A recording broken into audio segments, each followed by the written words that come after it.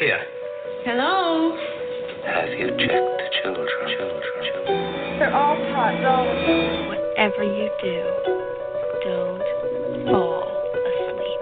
I'm afraid! Don't be afraid! No. Be afraid. Be very afraid. Here's Gingy. Pain has a face. Allow me to show it to you. Gentlemen, I am pain. I met this 6-year-old child with this blank, pale, emotionless face. The blackest eyes. The devil's eyes. You think that when you die, you go to heaven. You come to us. Hi, I'm Chucky. Wanna play? I think it's trouble. Julie, this guy, if he can't take a joke, he stinks. When there's no more room in hell, the dead will walk here.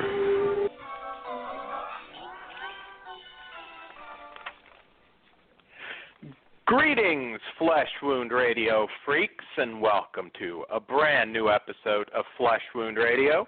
I am Daniel Shine, joined once again by that funky, fresh sex fiend from the OC, Todd Loya. Todd, how goes the day? I was fine till you started. Busy. Let's just go with that. And I'm sending you notes on your Bear Wench project stuff because, yeah, you're not going to find 4. I'll send you the info why. Ah, okay. Yeah, I knew there was something with that. Yeah. Side conversation. It was even before the show, Todd and I are talking titties. So, you know, yeah. I was thrown off a little bit because there was a funny video online that involved titties, of course, and everybody wanted it like 2 minutes before the show. So, yeah, that's why we were sending naughty videos, and that's why I'm scrambling to to remember my news bits right now. Todd, what did you send me? It's a big message, Todd, and the first thing my eyes caught was lesbian 3-way. Save it for later. Todd, I need to hook whatever. I don't want to read anymore, but I need it. So yeah, I'm gonna need it. Yeah, I don't need to read the rest of it. I just needed to see lesbian 3-way. But anyways. After Dark is next week. There shall be no smut tonight, Todd. It's like horror. We have some classy guests coming on. So yeah. We didn't want to. I didn't mean to lead off with titties, but Todd is sending me this filth, and what am I supposed to do? It throws my. I have the mind of a 13-year-old. It just kind of, titties throw me off. But anyways, news. It doesn't involve titties. Gremlins 3. Still making me think of titties. I don't know why. Well, there is some sort of Gremlins 3. What? I was going to go, it's the Phoebe Cates thing. That's true. Yeah. Now I'm thinking about titties even more, Todd. How the fuck am I going to get through this, Todd? Thank you, Todd. #blame Todd. So yes, Chris Columbus has recently commented on Gremlins 3. He said the new film is in development, and there's a new script that is going to feature practical gremlins. Very good news there. That's not having the practical gremlins is the worst thing they could do. It's going to be apparently a fairly dark script that may feature the killing of Gizmo. Quoting him directly, I'm really proud of the script. It's as twisted and dark as anything, so we'll see. It's always a budgetary conversation when we're going to shoot it. I wanted to go back to the really twisted sensibility of the first movie, and he goes on a little bit, and also talks about the CG, which he said is going to be very minimal, and yeah, it's in development right now at Warner Brothers. I can't imagine we're not going to get this one at some point.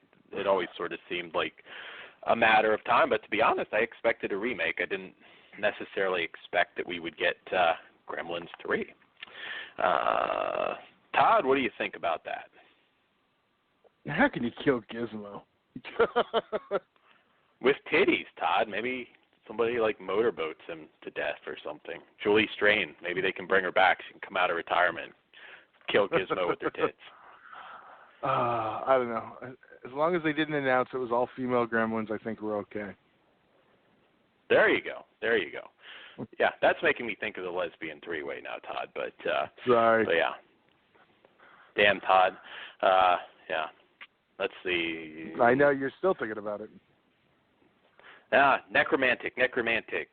Yeah, there we go. I'm okay now. Actually, that just makes me hornier, but I'm a freak, so. I was gonna say. So anyway. You would front. Anyways, well, hey, speaking of freaks, Jeepers Creepers 3 now, and this is actually odd. I'm going to go ahead and say that this is going to be a limited release because apparently it's hitting theaters September 26th, and it specifically says via AMC theaters. So obviously I've got to think just a little over a month to go that this has to be a limited release. But several news sites are picking it up, and so September 26th, you can go see it. And if you have any angry messages, as always, direct them towards Todd. I know aren't you going to go see it with Jeffrey Jones? Absolutely. He should have cast Jeffrey Jones as the creeper. He might be a little too old. I don't know. Get Paul Rubens in there, and Hey. He wasn't the pedophile. Hey, didn't they find some kitty pics in Pee-wee's house, or I'm mistaken? I don't know on that one. If so, I'm sure Jeffrey Jones is emailing him.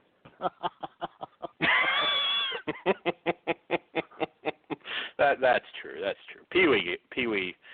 I'm not sure about that. It might have been a vague thing, like some weird art stuff, or I don't know. I could be wrong on that. So don't quote me on it. I don't know about Pee-wee. I know Jeffrey Jones was taking some questionable photos, but so moving on. I'm probably wrong about Pee-wee. For some reason, I thought at some point he got his house raided, but he may not have been caught with anything. This is the coolest bit of news, and I know there's a lot today, but we've got a stacked show with our guests, so I'm not going to get into everything.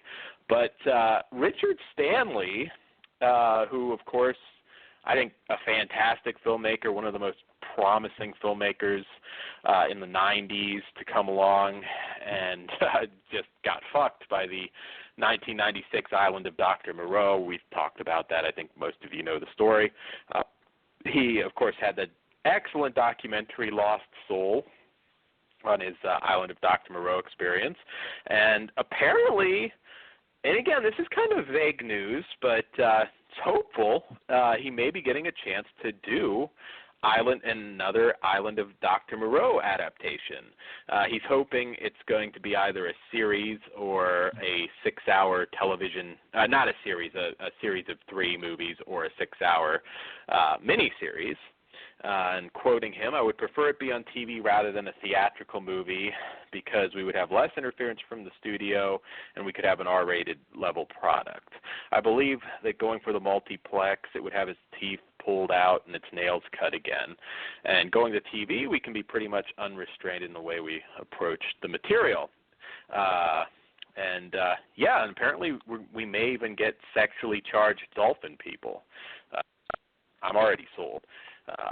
He goes on a little bit. As long as they don't steal my rape shark. Yeah, Todd, you better fucking get to work on Rape Shark because Stanley's going to steal it. I guarantee you. Or they're going to accuse you of ripping off the rapey dolphins. Right. Yeah. More reason for you to move, Todd. Yes.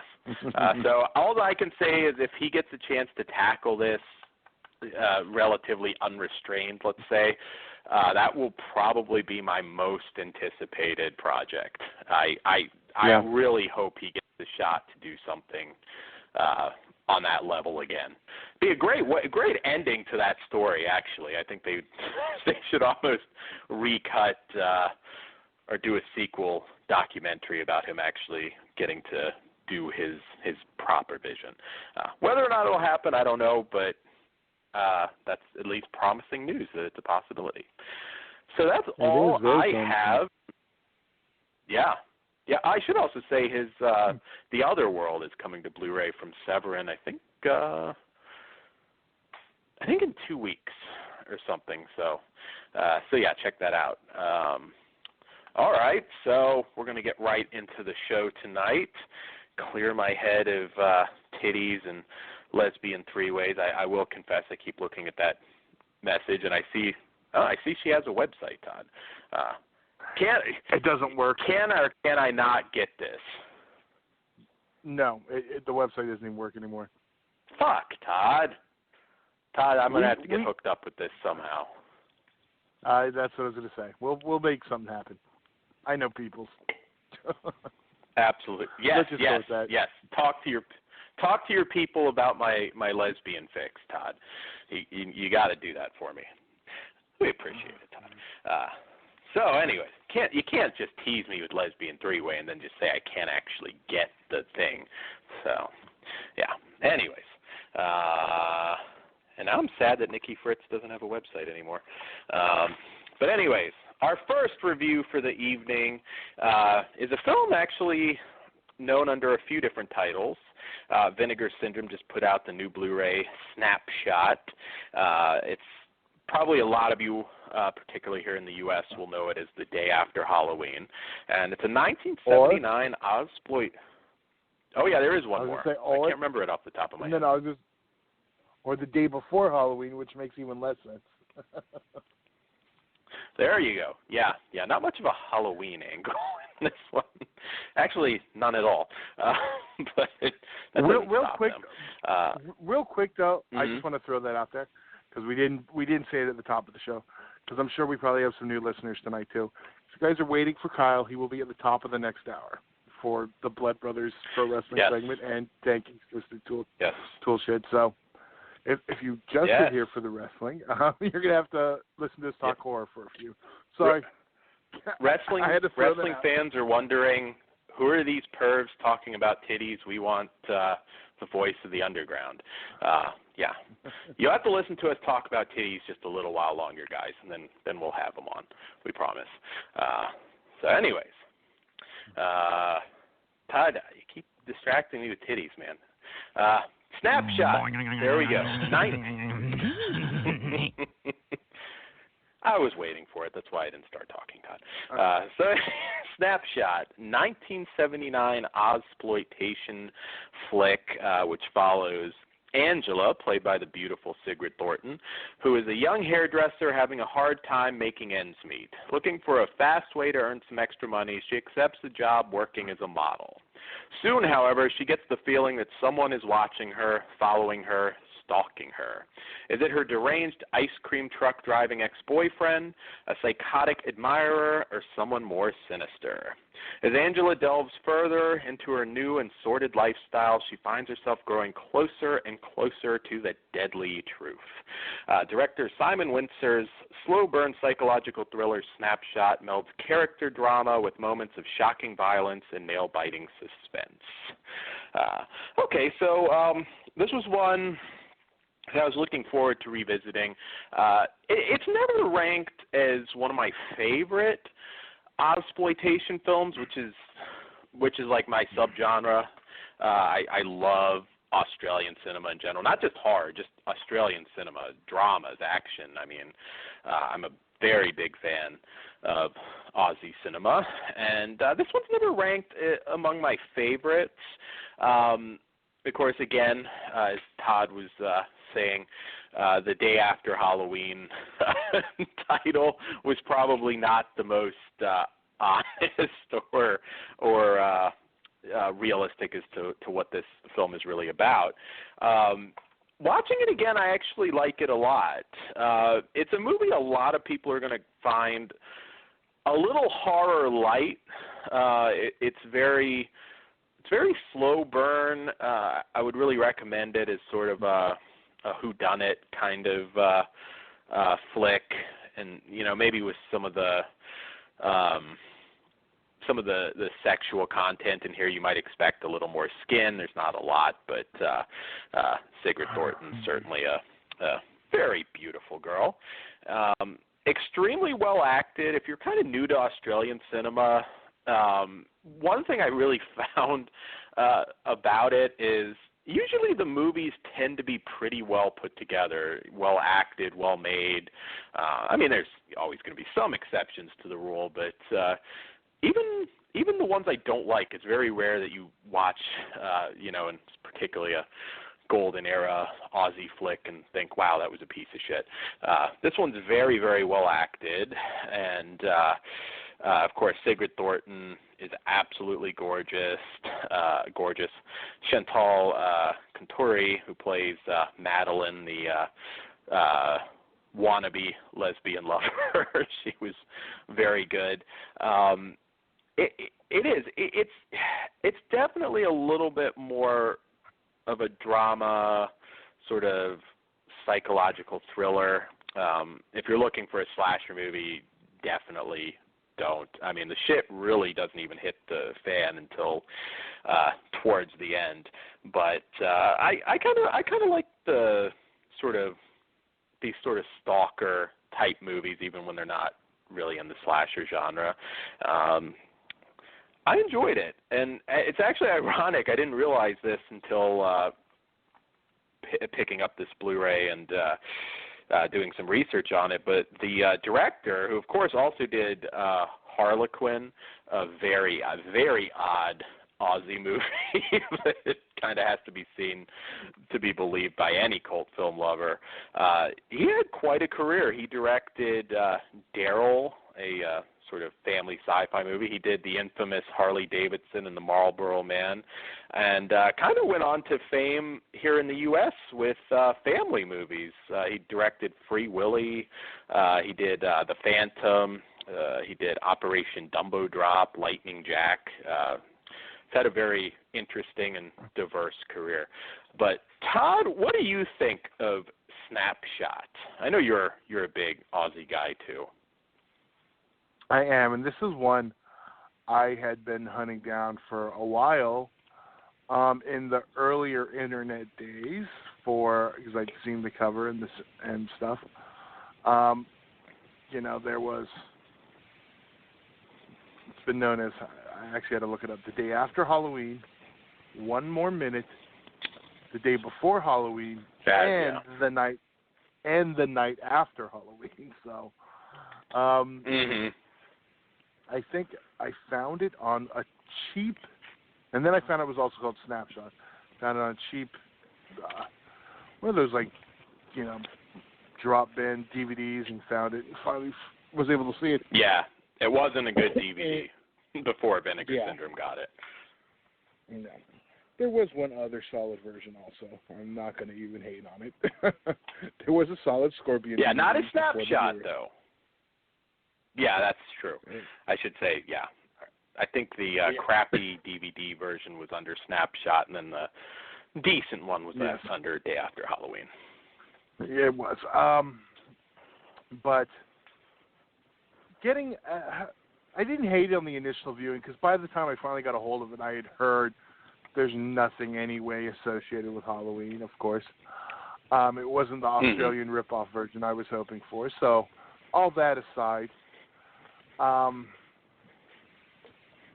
I watched it, and it's a horror light. It definitely is. It's more suspense whodunit type thing, and which I do enjoy. So as a film itself, getting away from the Halloween thing, just a snapshot, I do enjoy it. It's just, if you're going in looking for a horror film, I definitely say you will be disappointed.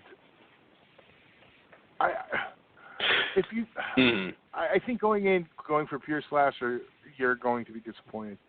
So hopefully now, I mean, they're trying to get away from that Day After Halloween title, and just let it stand on its own merits, which it deserves a shot as Snapshot, I think, at this point. Mm-hmm.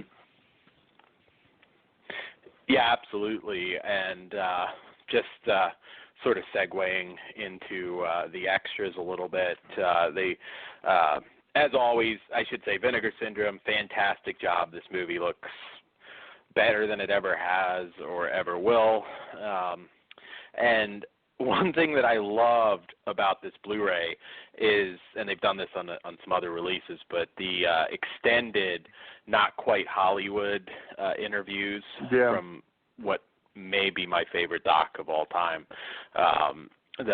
We get to hear more from Sigrid Thornton, more from the Tony Jannane, the infamous producer, and a lot of good info there. A lot of good info. Of course, this was a little while back, but Sigrid Thornton still looks lovely and talks a little bit about embracing the nudity. Her husband actually was the first AD on the movie, and she talks a little bit about the kind of unique, at the time, lesbian angle in this. Don't get your hopes up. Like I said, there's some brief boobage, but it's not that kind of movie. They talk about. I know. They talk about it being written in 4 days to replace a failed film that another actress, Linda Stoner, who is interviewed for like 2 seconds on this, turned down because the producer tried to get her naked. The producer, Anthony Jannane, talks about the huge success of Patrick and getting a lot of these new projects off the ground right after that, and cranking out a lot of product at this time. They talk about the ice cream truck angle and the really great success they had getting 4 films in a row into U.S. theaters and doing quite well, especially Patrick, I know, was a huge hit. And they also talked to the director, talks a little bit about Linda Stoner dropping out of the Centerfold movie that was what this was kind of going to be. It's a really good, really extensive little piece of interviews. There is also a new interview. I believe it's new. Don't quote me on that. I mean, he's definitely older, but I'm pretty sure it's a new interview with producer Tony Jannane, and kind of goes over some of the same territory, talking the big success of Patrick and the golden era of Aussie cinema, and talks a little bit about this getting together. It's a fantastic Blu-ray. I definitely give this one 5 on extras.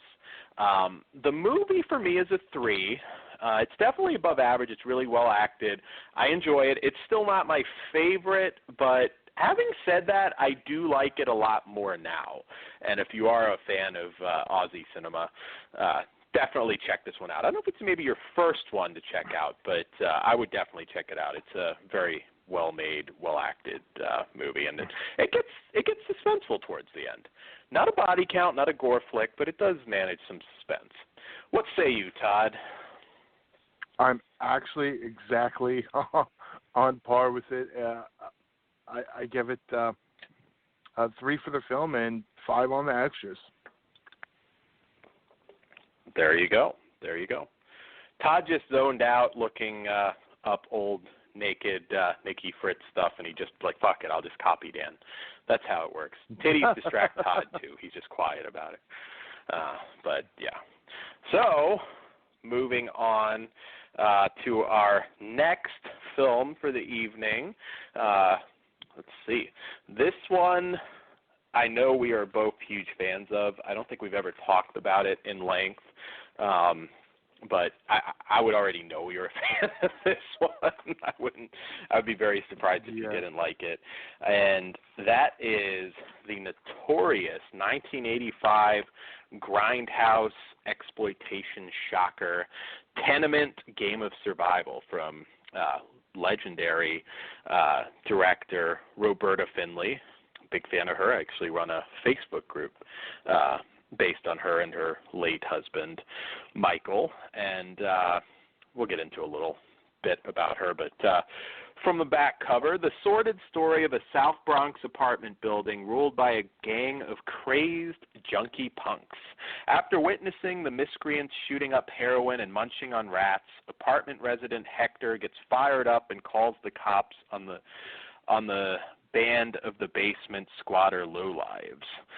The police haul them in, but justice, unsurprisingly, does not prevail. Immediately upon their release, gang returns with only one thing on their drug-damaged minds: revenge. Their plan is simple, a hostile takeover of the tenement. With their unique brand of terrorism, torture, and slaughter, they plot to pay back every tenant one floor at a time. Long before Marvel's blockbuster Wonder Woman, Roberta Findlay was making badass movies and shattering the glass ceiling in the horror, erotic, and action genres. Also known as Slaughter in the South Bronx, this notorious urban shocker was slapped with an X rating for its graphic depiction of violence. Roberta Findlay, for me, and her husband, Michael, who passed away decades ago, they were definitely early pioneers in softcore erotica, and, of course, later, Roberta particularly had a big career in XXX films. She also did a number of horror films, and I think I can safely say this is certainly her best non-adult film. She really was a pioneer. I shouldn't say was. She's still very much alive. But definitely unique. I mean, there weren't a lot of women doing that at the time. I mean, you had, of course, Doris Wishman, and but, there really weren't a lot. She was one of a kind. And, Todd, what do you think? I'll let you kind of delve into this one first. I know you've got to be a big fan of this one. This is the new Blu-ray, by the way. Yes, it is. I know. It was very weird watching a new Shriek Show Blu-ray 2017. Yeah. Yeah. But just when you think you're dead. I fucking love this movie. It's one of those sleazy 80s East Coast, movies you don't get nowadays. I mean, it's almost to explain this one to the millennials. I think the best way to go would be it's like a grimy version of The Purge in one building. Yeah. I mean, I don't have it. Yeah, I don't know. Hold on. Do millennials still like violence and titties, or like fidget spinners replace that now? I don't know. The ones I do. So. Okay, that's good. There's still hope. Well, they have to. I mean, the horror movies still do well at the box office. It's not just all those old fucks seeing them. Yeah, that's true. That is true. So it's supposed to crack 50 million. So yeah.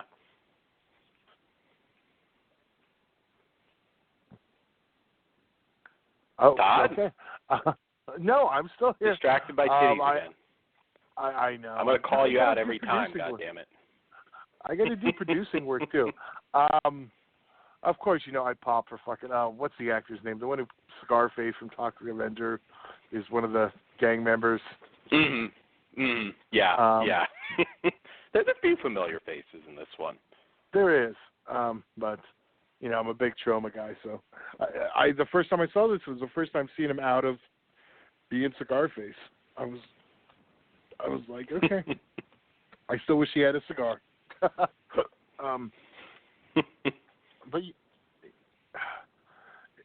it's one of the other thing I love. It's one of those. I wish we still had these for some reason. It's one of those movies, 80s multiracial gangs that every movie had to have. What? I had that in my notes. I knew you. Oh, okay. Oh no, I called it out. They even have that shit in colors. How the fuck else you got fucking Children of the Corn playing one of the fucking Mexicans? Oh, but yeah. I mean, look at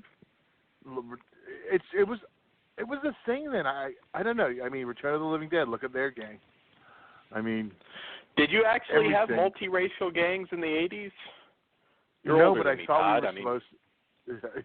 Exactly. No, but I thought we were supposed to. Even they're like, they're all minorities. We'll stick a white guy in and make it okay. Right. So when I tried to join the Crips, that wouldn't have gone over very well. Nah, they never really had the one crazy white one because he had to be even crazier than the rest. So it's 2017. I can be a fucking Crypt if I want to. I could be the comic relief, the fat white dude, cracking jokes. It'd work. There you go. Dan has goals in 2017. Absolutely, yeah. Everybody needs a fat, raunchy, funny fat dude that white dude that can do. Why not? It's 2017. We can do what we want. You were saying, Todd. I was saying the multiracial gang. Sorry, gotta love them. I don't know. Yeah, I don't know why they don't do that anymore. I don't know why they did do it in the first place. Well, I guess they could figure out a way to only have one black dude. I was about to say, although I know better, particularly. Well, maybe a little less at this point, but definitely, 70s, 80s. I would say to not be overtly racist, but I don't think that had anything to do with it. So, yeah. I don't know. Because if they were all white, you got to make them like the biker gang.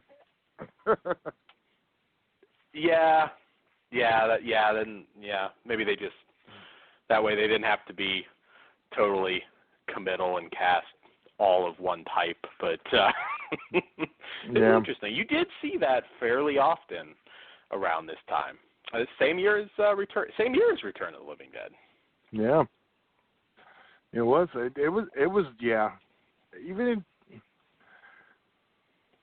you can watch pretty much anything that has a gang. There, fucking, you got one of each. Just was the thing.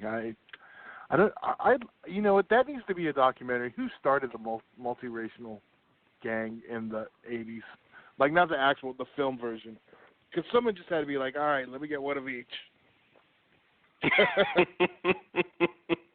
That would be an interesting question. I'm just going to go ahead and say they wanted to keep casting open rather than limiting themselves. Just, we're going to just write this gang as whatever and get the best actors. That's the only thing I can really come up with. Because, again, I don't think it was a matter of not being racist. Because, I mean, this was the era of Clint Eastwood, getting more towards the tail end of it, but, Charles Bronson and what have you that, they didn't necessarily care if they were racist or sexist. Yeah, but even look at that. Look at Death Wish 2 and shit. That was a multiracial gang, too. Yeah. There you go. I don't know, Hollywood, maybe, progressive. They didn't want to commit. They didn't. Or maybe they didn't want to, they were like, yeah. Because then I guess the heat's taken off of everyone. You can't have, the black protests because all the black people were raping Bronson's daughter. It's a little bit of everyone. Look, there was even a white dude in the gang. We are equal opportunity rapists here. I will tell you this right. Exactly. I will tell you this right now. If Eli Roth brings back the multiracial gang for Death Wish, the reboot, the remake, that would be the awesomest thing he could ever do. Yes. God, I hope he does now. I know that movie is destined to let me down a little bit, but I still have high hopes. But But yes, this one. I mean, I hate to always ever call for a remake, but if they ever wanted to remake one to bring attention to this film, because I think Tenement is a really badass grindhouse flick. Yeah. And I mean, it's not like it's totally under the radar by any means. I mean, it definitely, is somewhat out there, but at the same time, I think there's a lot of people who haven't seen it that should check it out. I love it. I mean, all the characters were memorable. I loved Rojas the Rat. I think he was one of my my favorite characters in this. Yeah, I mean the whole cat. It's funny. I have a buddy from the East Coast who, when I was watching this, hadn't seen it, and he's my age, and he saw everything. And this one slipped by him, so he's gonna have a treat when I bring it to him on the weekend. And this is totally right up his alley. And he's from the East Coast, so it's like he's gonna blow his balls off when he sees this one. Yeah. They just don't make them like this anymore, and no. I mean it's fun. It's sadistic. I mean, we do get the baseball bat insertion scene, which was actually ripped off, although with a man, I believe, in Too Deep, if I recall. Maybe it was a pull cue in that one. My memory is a little fuzzy. Does it count if in one of my films I made as a teenager, I ripped it off, and it was kind of a girl, but it was a dude dressed in drag. we couldn't find a woman to do it, so we dressed one of our friends up as a woman. So we used a baseball bat. Todd, we need to see that. That's the one that's lost. That's my favorite one I've ever done, and that's the one that's like there's that one, and Ouija. Yeah, we did that one too. We ripped up more Witchboard off, but those are my two favorite ones. You need to post these. My abortions are out there for everyone to see. You must post Ouija. If I can find them, I will. That's the problem. They're probably stuck in with wrestling tapes. I'm gonna have to go through all my fucking raw tapes to find them. Yeah, transfer that shit to digital, Todd. ASAP. If I find it. But yeah, I mean, this one, it's just such a good movie. I mean, every character is memorable. You've got the old lady, the hooker, the junkie. I mean, they're all.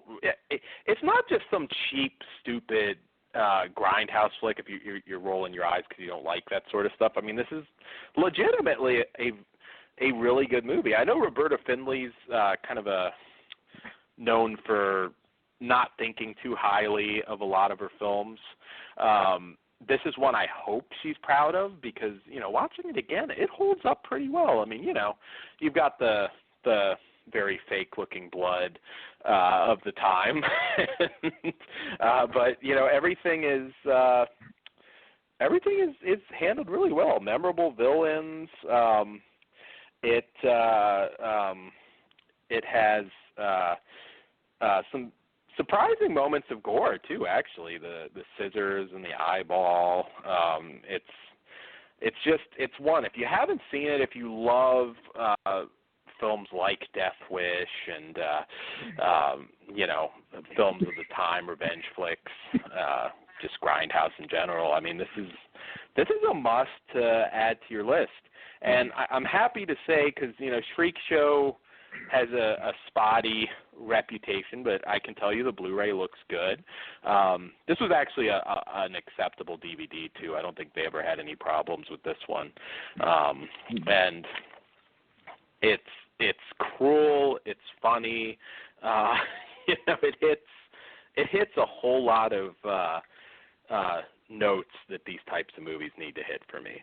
And there's a castration too, so you get all sorts of stuff in this. Yeah, I agree. I hope it gets a better life. I hope people aren't some people just have some people might not pick it up because it is Freak Show, but I have no complaints with the Blu-ray. Best transfer thus far. I didn't notice anything missing, and I've seen this enough times. I think I would have. Oh yeah, me too. And it ports over all the extras from the DVD. I think overall, it's definitely, excuse me, it's definitely worth picking up. No, yeah, I mean, I would even go as far to say it's a must. And there is an interview on here with Roberta Findlay. You know, didn't exactly expect Freak Show to, you know, hammer out a bunch of new extras, but there is an interview with Roberta Findlay. There's also trailer, radio, TV spot, photo gallery, you know, typical bullshit. There's also trailers for some of her horror films, Oracle, Blood Sisters. I don't think Snuff's on there, but yeah, she's a very fascinating director. She's one I highly recommend you kind of look into her stuff. This is much better made than her horror films. I mean, her horror films are definitely a little bit more on the cheesy, not so well made B or C movie spectrum, but yeah, I still like them. I like Blood Sisters, I always have, but this is, I think, her masterpiece, her non-porn masterpiece. So I can't really say much about the extras because they're not there, but the movie itself, I mean, again, we always do these on a certain scale. If you do like, do you want to go first, Todd? Yeah, I'm just going to get it out of the way. It's fucking 5. Okay, yeah. It's a fucking 5. I love this movie. There you go. I love it too.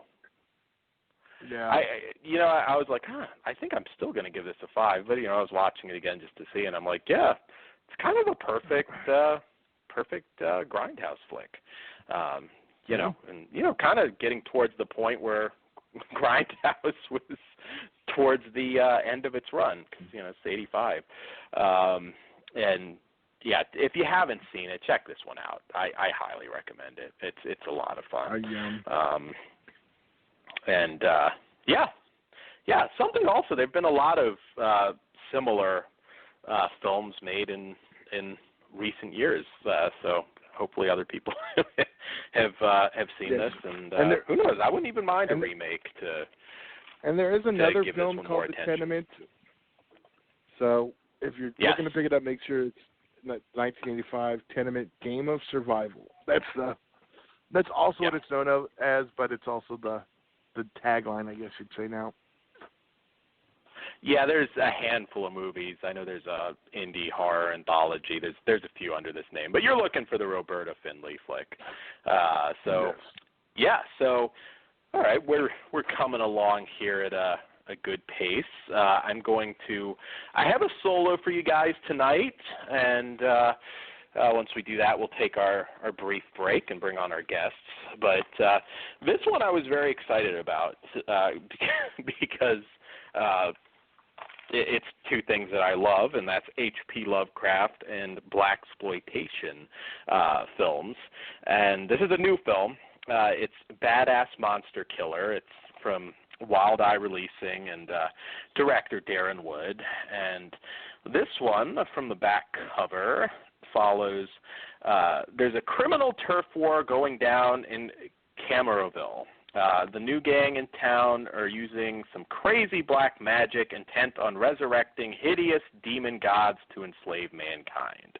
Jimmy Chevelle, agent of the Department of Supernatural Security, is the only one who can stop them. Prepare for a freaky, funky thrill ride with demonic pimps, kung fu foxes, and extraterrestrial horrors from beyond space and time. It's part Shaft, part Sin City, all through a twisted Technicolor filter of H.P. Lovecraft. I love, longtime listeners know, I love H.P. Lovecraft. not always adapted well, but I still love H.P. Lovecraft movies and H.P. Lovecraft inspired movies, and it's tough to tackle him on a low budget. It really is. This is definitely not a traditional H.P. Lovecraft tale. This is certainly a horror comedy with emphasis on comedy. One issue I thought I was going to have with this from the beginning was this film is almost totally green screen, which particularly with low budget movies, sometimes that just doesn't work. But there've been some directors that have gotten it right. I thought they did here. Actually, I think it would have been hard to create the tone they were going for without this, and it didn't bother me. It kind of has that feel, much like Joe Castro's later Terratoons films, where it helps it feel like it's taking place in its own unique universe. So it worked for me. And there are some very nice little homages to blaxploitation as well as H.P. Lovecraft. There's some very cool creatures actually in this. Todd, at one point, there's even acid shooting titties, so you're going to have to watch it. Oh yes, I will. You absolutely have to, Todd. There is a quote. I'm not going to say it, but because it's a little racist coming from me if I said it out loud, but it is funny. And Jimmy Chevelle, or not Jimmy Chevelle, actually it was the pimp character that said it, but some very memorable lines. It's obvious this was made by fans of blaxploitation and Lovecraft because, you see the Blackula poster on the wall, and it's low budget, but and again, some people may have an issue with sort of the whole green screen thing, but there's some cool practical creatures. At one point, a pizza turns into a Lovecraftian monster. I thought that was pretty funny. There's a good deal of cheap but fun gore, spines getting torn out, like I said, tits melting, lots of decapitations. I wouldn't say that this is on, although I am disappointed we didn't get to see the Bukkake Cthulhu ritual that they teased, but I did enjoy what's it called? Call Girl of Cthulhu a little bit more. That was one that I highly recommend as a indie comedic Lovecraft flick. But having said that, though, I did really dig this one. I don't even think they had that much money to do it, but what can I say? Acid spitting titties, faces melt. The villain was a little goofy for me, but overall I enjoyed all the performances. There's some nice twists. It's well written. It's not just mindless stupidity. I think I don't know if I can totally recommend it for for H.P. Lovecraft purists, but if you like Lovecraft-inspired films and want something a little different in the comedic realm, I think you'll like it. I did like the foxy female ninja army. I thought that was funny, and we even get a giant Cthulhu beast towards the end. So if you don't mind a lower budget, I actually recommend this one. And again, I always review these on scale, but on an indie scale, I'd give this one a 3.5. Actually, I think it's well above average. Well above average. Actually, I probably liked it even a little more than that. But I recommend, because this, at least at the moment, is actually free on Amazon Prime. At least as we're doing this show live, it is. So you may want to check it out that way first, but if you're an H.P. Lovecraft blaxploitation aficionado, you may want to add this one to your collection. I was quite impressed. Todd's ordering his copy on Amazon now. He mutant acid spitting titties, I just cost Todd. Oh yeah. So yeah. Who doesn't want that? Everybody. Our guests are ordering it now. Tanky's like right now on Amazon. We had him at mutant acid spitting titties.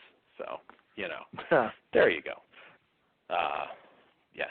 So yeah, check it out. And the DVD, which I am reviewing, also has, if you want to get it on DVD, also has a director Q&A, some deleted scenes, and trailers. So it was good to have that there. This director's done a few films that I like. He also made Planet of the Vampire Women a while back. This is actually a Sacramento, a company out of Sacramento that's done a handful of films that have been pretty decent, high concept films done on a budget. So check it out. Todd, I guess we can. We're a little bit early. I guess we can take our. We could stretch a minute. There was one other news bit I didn't bring up. Okay. I saved it in my back pocket just in case. Did you hear the news about the recently kind of leaked prequel that John Saxon wrote to Nightmare on Elm Street in 1987? Oh wow, no, I did not. I thought I heard something about that once though through the rumor mill or something, but maybe not. It was basically, it was a treatment by John Saxon in 87 called How the Nightmare on Elm Street All Began. And it was going to be set in 69, years before the events of Nightmare on Elm Street. Nancy's 5. In 2017, it's got to be 68. It's not going to be 69 now. Wow. This was a few decades ago. She has a stepsister named Betsy Thompson, who was caught up in the hippie movement. And see, here's the thing. The treatment's on eBay, and only a few pages have been displayed. So this is the only stuff we have to go on. The story kicks into high gear when Donald takes teenage Betsy to a therapist after bringing her home from a hippie community she ran away to. And her therapist's name happens to be Frederick Krueger. At the time all of the Thompson family turmoil is going on, Donald is also investigating the murder of a young boy who was stabbed with some kind of object that produces multiple wounds simultaneously. And then, Betsy Thompson is killed soon. And, of course, the killer is Fred, right? That's a question mark. Basically, like in all the prequel things, the Elm Street parents kidnap Freddy to get him to confess, and then end up beating him and burning him alive. Young Nancy starts having visions of a burnt-up, basically Freddy. There we go. But now here's where it gets crazy, and this is only, because only certain pages are. As he's being burnt alive, he insists that he's innocent, and the Elm Street parents are actually to blame for their children losing their lives. Why? Because they didn't care about their children enough, and because that lack of care led their teenagers in 1969 to seek comfort in the arms of Charlie Manson. And basically, to summarize the rest, Charlie Manson was the one who did it and set it all up. Freddy was actually innocent, and so it's actually all the parents' fault. Wow. Yeah. So that would have been a batshit movie. It would have, and I still wish it could happen. I'm going to say we'll never see it, but that would have been a badass fucking movie. And that's why it would still have to happen in 69. Yeah, and Bill Moseley would have been, maybe maybe a little young, but he could have done it back then. Yeah, well, someone picked up the treatment for only $350. Wow. Yeah, I'm going to say they should sell. They should definitely sell the script. I'd like to read the whole thing. Yeah. Well, hopefully whoever does get it leaks it.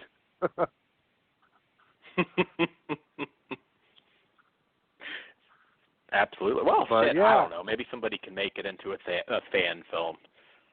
Yeah, that's true. I just thought it was really interesting and very cool. All right, after we killed a little bit of time, but we could, I don't know what the hell. Yeah, screw it. We're going to go with my theme song this week.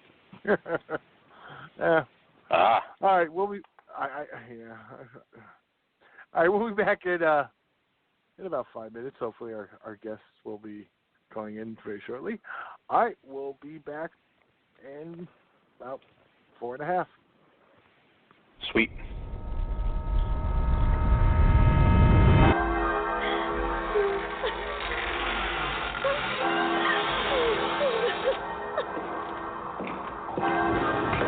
Hi, I'm Chucky. You wanna play?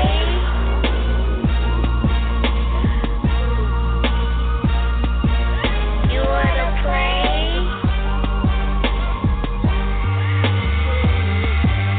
You wanna play?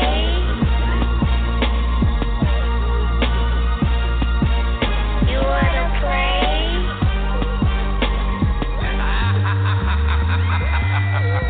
Bitch, I'm still a murderer. You ain't never heard of ya. I'll stick you in your back like a motherfucking burglar. Riot like Los Angeles. Haters, they can't handle this. Mr. Peterson, better take your life like I'm pro scandalous. When the circle like they opera. Man, you niggas copper, bruh. It ain't no getting away when I drop this item bomb on top of ya. Wanna kill me, boy, what's stopping ya? Quit fucking with my mafia. I'ma drop a bomb on that ass like Reagan done Gaddafi ya. On your life, bitch, you gon' die. Fuck with me, better say goodbye. That prostitute think she gon' live on the street, but man, that bitch a lie. Y'all niggas be bitches too, acting like your name was Boo. Running your mouth about me, dating the shit, and you can't fuck with you. With who? With the prostitute killer. Prostitute killer. Prostitute killer. With the prostitute killer. Prostitute killer. Prostitute killer. With the prostitute killer. Prostitute killer. Prostitute killer. With the prostitute killer. Prostitute killer. Prostitute killer. When it's murder, blood will squirt out your head. It's water hose. Prostitute killer. Prostitute, we love to murder those. Pick 'em up, now I'm headed to an isolated destination. This raggedy bitch is about to take herself a long vacation. I'll take this 12-inch buck knife that I got, bitch, open up. All I'm meaning is, bitch, I'm feeding to see some blood and guts. I bust a nut each time I break a bone inside your face. Serial killer, contemplate murder in any place. You faced with death, not bitch, and bootlegs, the hoes are a doom. Pictures of murder victims hang from the walls in my room. Hoe killer, my nigga, bitch, it's just a bloodbath. You should've known not to fuck with them killers off the ass. With who? With the prostitute killer. Prostitute killer. Prostitute killer. With the prostitute killer. Prostitute killer. Prostitute killer. With the prostitute killer. Prostitute killer. Prostitute killer. With the prostitute killer. Prostitute killer. Prostitute killer. I take them with that Daisy. I post them like Bernard King. 33 up in my clip. Call that bitch Kenny King. Starting to get your mo green. One of y'all I like mo green. Bitch, I need that mid-screen. Talk to the 8 y'all 15. I started out in Maryfield. Fuck boy, you better not play. I bring them cakes. KKK. Bar K's a couple cakes. Mel Gray a 12 case. Just in case, just in case. SK on a nigga face so he don't testify today. Headshot. Drinking on some purple top. Red dot, some mouth shots. Top a door, little folk top. I'm smoking on some Kenya pop. 12 gauge like Ronnie Lott. Problem solver, I had to pop a Mega Fox. Call me for that Courtney Cox. With who? With the prostitute killer. Prostitute killer. Prostitute killer. With the prostitute killer. Prostitute killer. Prostitute killer. With the prostitute killer. Prostitute killer. Prostitute killer. With the prostitute killer. Prostitute killer. Prostitute killer.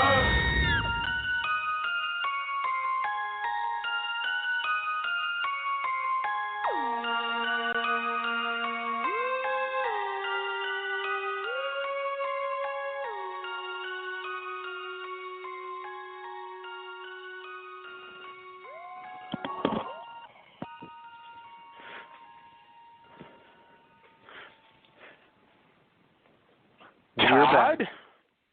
We're back. Todd, why are you putting yourself over with your theme music? We have guests to put over tonight. We're still waiting on our guests.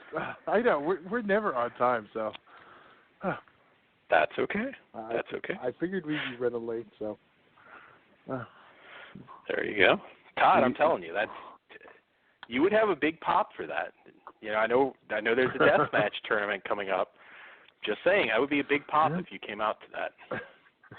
Prostitute killer now. I'll save that for the alleyway.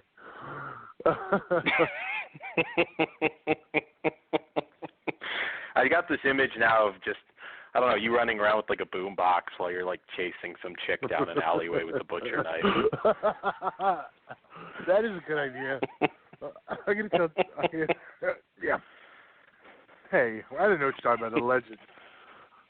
But yes, there is a big deathmatch tournament this weekend. Blood Brothers Pro Wrestling's Southern California Crimson Cup. But while we're waiting for Kyle, anything else going on in Dan's world? Oh, well, before we promote talk a little bit about this awesome deathmatch tournament, let's see. I'll be going to a show actually here in Atlanta a week from Saturday, August 26th, Ring of Honor show in the city, and pretty psyched for that. They've got a very good lineup. Your favorite tag team, the Young Bucks. There's some New Japan talent. Cody Rhodes will be defending the Ring of Honor title against the winner of, I think, what is the 7th annual Honor Rumble. Bully Ray's going to be there. Your favorite, aside from JBL, of course. There's. Oh yeah. Absolutely. There's an awesome lineup, actually. I'm pretty excited. I'm going to be front row for this one. I don't know. Look for the hashtag Blame Todd sign. Oh, shit. Well, it'd be cool. My niece's first time being front row, actually. Not my first time, but my niece has never been front row, so she's excited. She doesn't quite understand I mean, she kind of does. She doesn't quite get wrestling outside of WWE. So she's like, what's Stardust doing in this promotion? She doesn't quite get it. But I told her, we'll dress you up with Stardust. You'll definitely get a reaction out of him. Well, you can always dress her up as a Dudley, see if Bully Ray reacts. Yeah, I would. Oh shit! Actually, I could probably pull that off last minute. I could probably. Yeah, she could. I know. She's skinny. She could do a Spike Dudley thing. Brother Brett, come on, get it right. So you could go the tie-dye route and do it easy, or you could go with the camo. I never liked that. That's change. true. I guess it worked. They were so over that time. They could have fucking came out in fucking checkers. You know. Yeah. I miss Spike actually a lot. Yeah. He's a cool guy. I've talked to him a few times over the years at shows. He's always a cool dude. Yeah. Isn't he a teacher now? I want to say he is, and I think he's like retired a couple times and come back, but I don't think he is. I think it's been a little bit. I don't think he's working any shows right now. I could be wrong. I don't pay attention to the entire indie circuit like I used to. I mean, I used to be able to tell you who the champion was in a Fleabag promotion in Missouri. I mean, it was like ridiculous, the fountain of knowledge that I was. I'm not quite as good as I used to be on that front. Well, get on it. Yeah, I do. Yeah. We'll have to discover that. I don't know. If he is, I was going to say you should look into booking him, Todd. But what do you think? Since we're talking wrestling, what do you think about the SummerSlam card? Lots of matches crammed on this one. I've been halfway paying attention. I've been so busy this past week. I know. I said I was going to have a light week. I don't even know what it is. I know Brock Lesnar's in a 4-way, which annoys me because he can lose and not, and not get out the door. I don't think he's going to lose. I think it's a little bit too obvious. I don't think it's going to happen yet. Yeah. Plus, they already kind of announced he's going to be on Raw the next.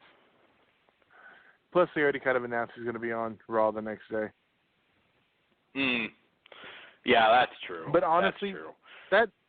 If people are taking that as a spoiler, but I could honestly see that going either way. I mean, like, he could be like there, even though he lost, and say, "Fuck you guys, I'm out." You know what I mean? Yeah.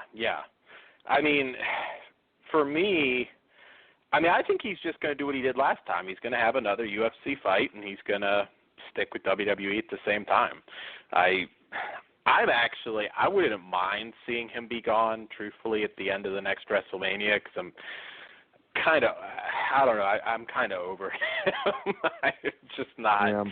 I haven't really been super. I was excited for his match with Joe, even though I knew how that was going to end. But I don't know. I think it's time for him to put over a couple guys and maybe say goodbye for now.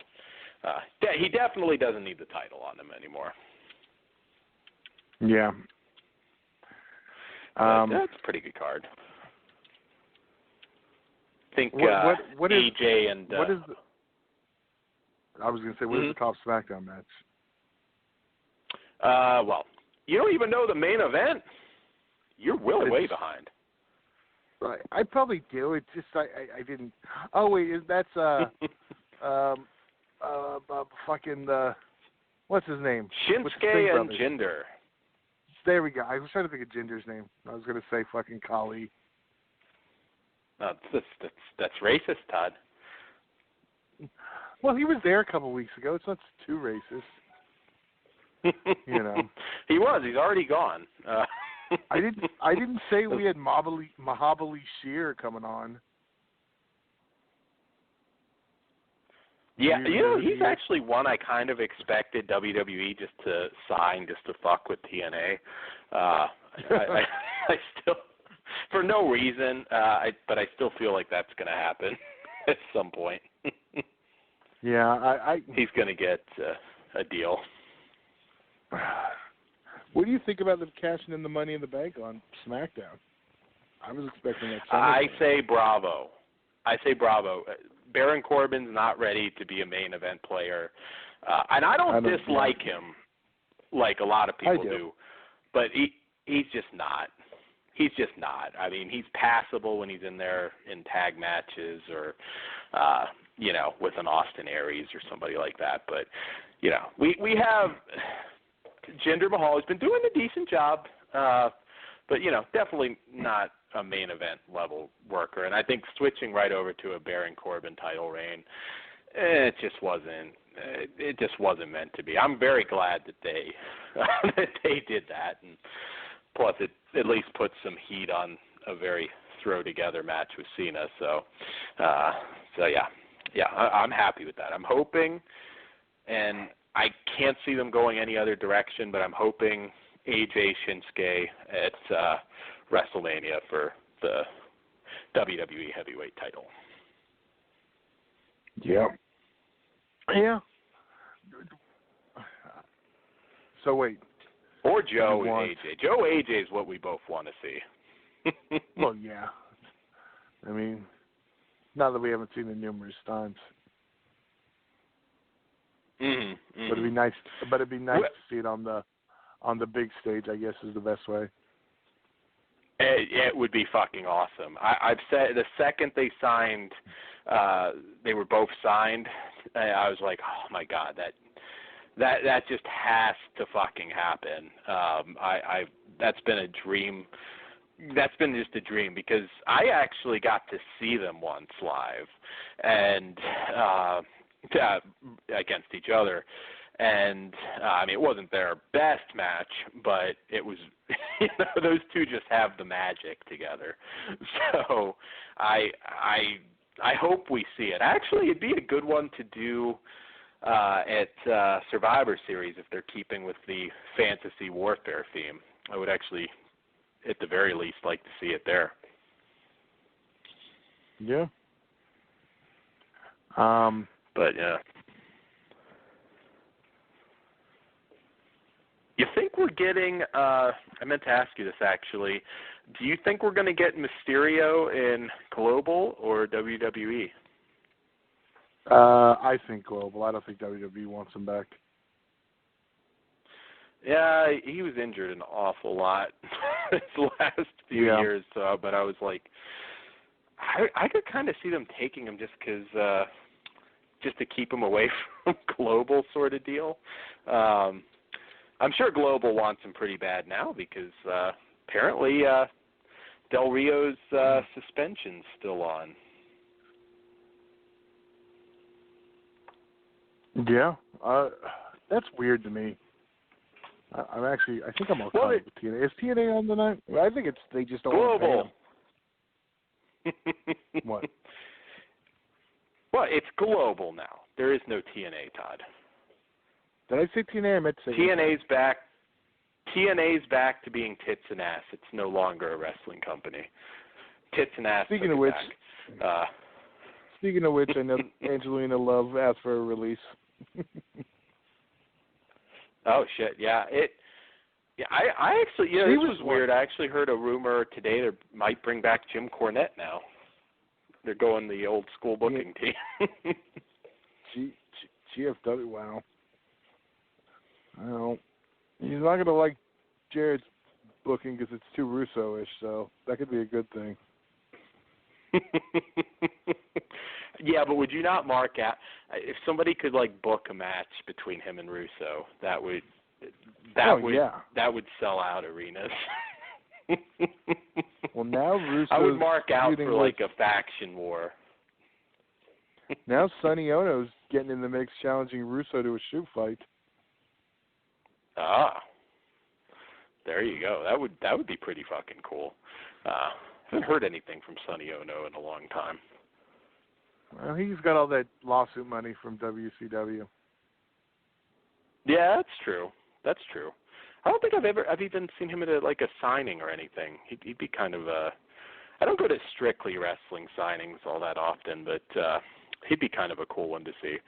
I swear, of course he's Florida, but the other day I swear to God it could have been him. I swear it was Kevin Sullivan that I saw outside of Mall of Georgia. I don't know if it was. I didn't go up to him, but I mean, I wasn't too far from him. And I'm like, that sure as hell looks like fucking Kevin Sullivan. So I don't know. That could have been a maybe wrestling spot. I should have just yelled out Chris Benoit and see if he turned. See, I was going to say Benoit Killer, but that works too. There you go. Yeah, but then Todd, I mean, he could allegedly, find you and strangle you for revenge or something. I don't want to do that. He's been working for a particular company out here that I will not mention.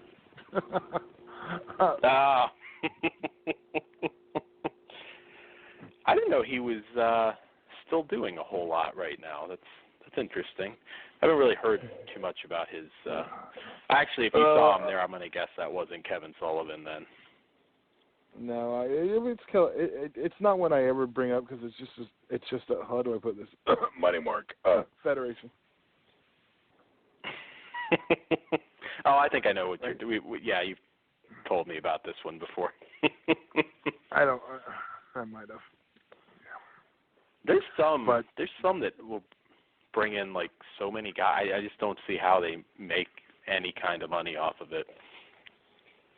Yeah, well, put it like this: I think Van Damme's still their champion.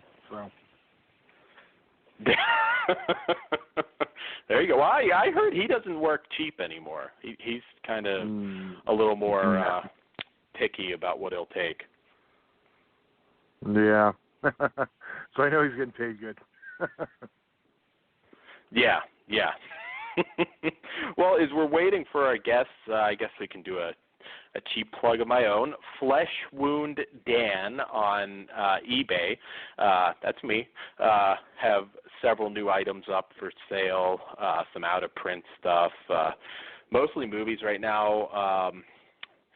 I think I just sold one of my last Elvira signed items. I'll have some other unique stuff going up soon, but there are some rare DVDs, Blu-rays up there, and as we're getting closer to the holiday time, I'm going to have some really unique stuff. I've got a shit ton of Star Wars stuff that'll be going up at some point, including a couple that are super, super rare, so keep your eyes out for that. Flesh Wound Dan. That's my Mick Foley cheap plug of the night. We have our first of hopefully still 2 guests on right now. We are going to be bringing on right now, so he knows, Tanky of Tanky's Twisted Tool Shed. I'm kind of familiar with this guy, so let's just bring him on and we'll go from there. There you go. Tanky, welcome. Hello. Hey, Tanky. Hi. How's everybody doing? Good? Doing good. Good yourself. Tanky helps Todd bury the bodies, just so everybody has some context. I did have a criminal justice degree for a while, so I mean, yeah, I know how to hide a body. Fucking ITT tech, man. There you go, yeah.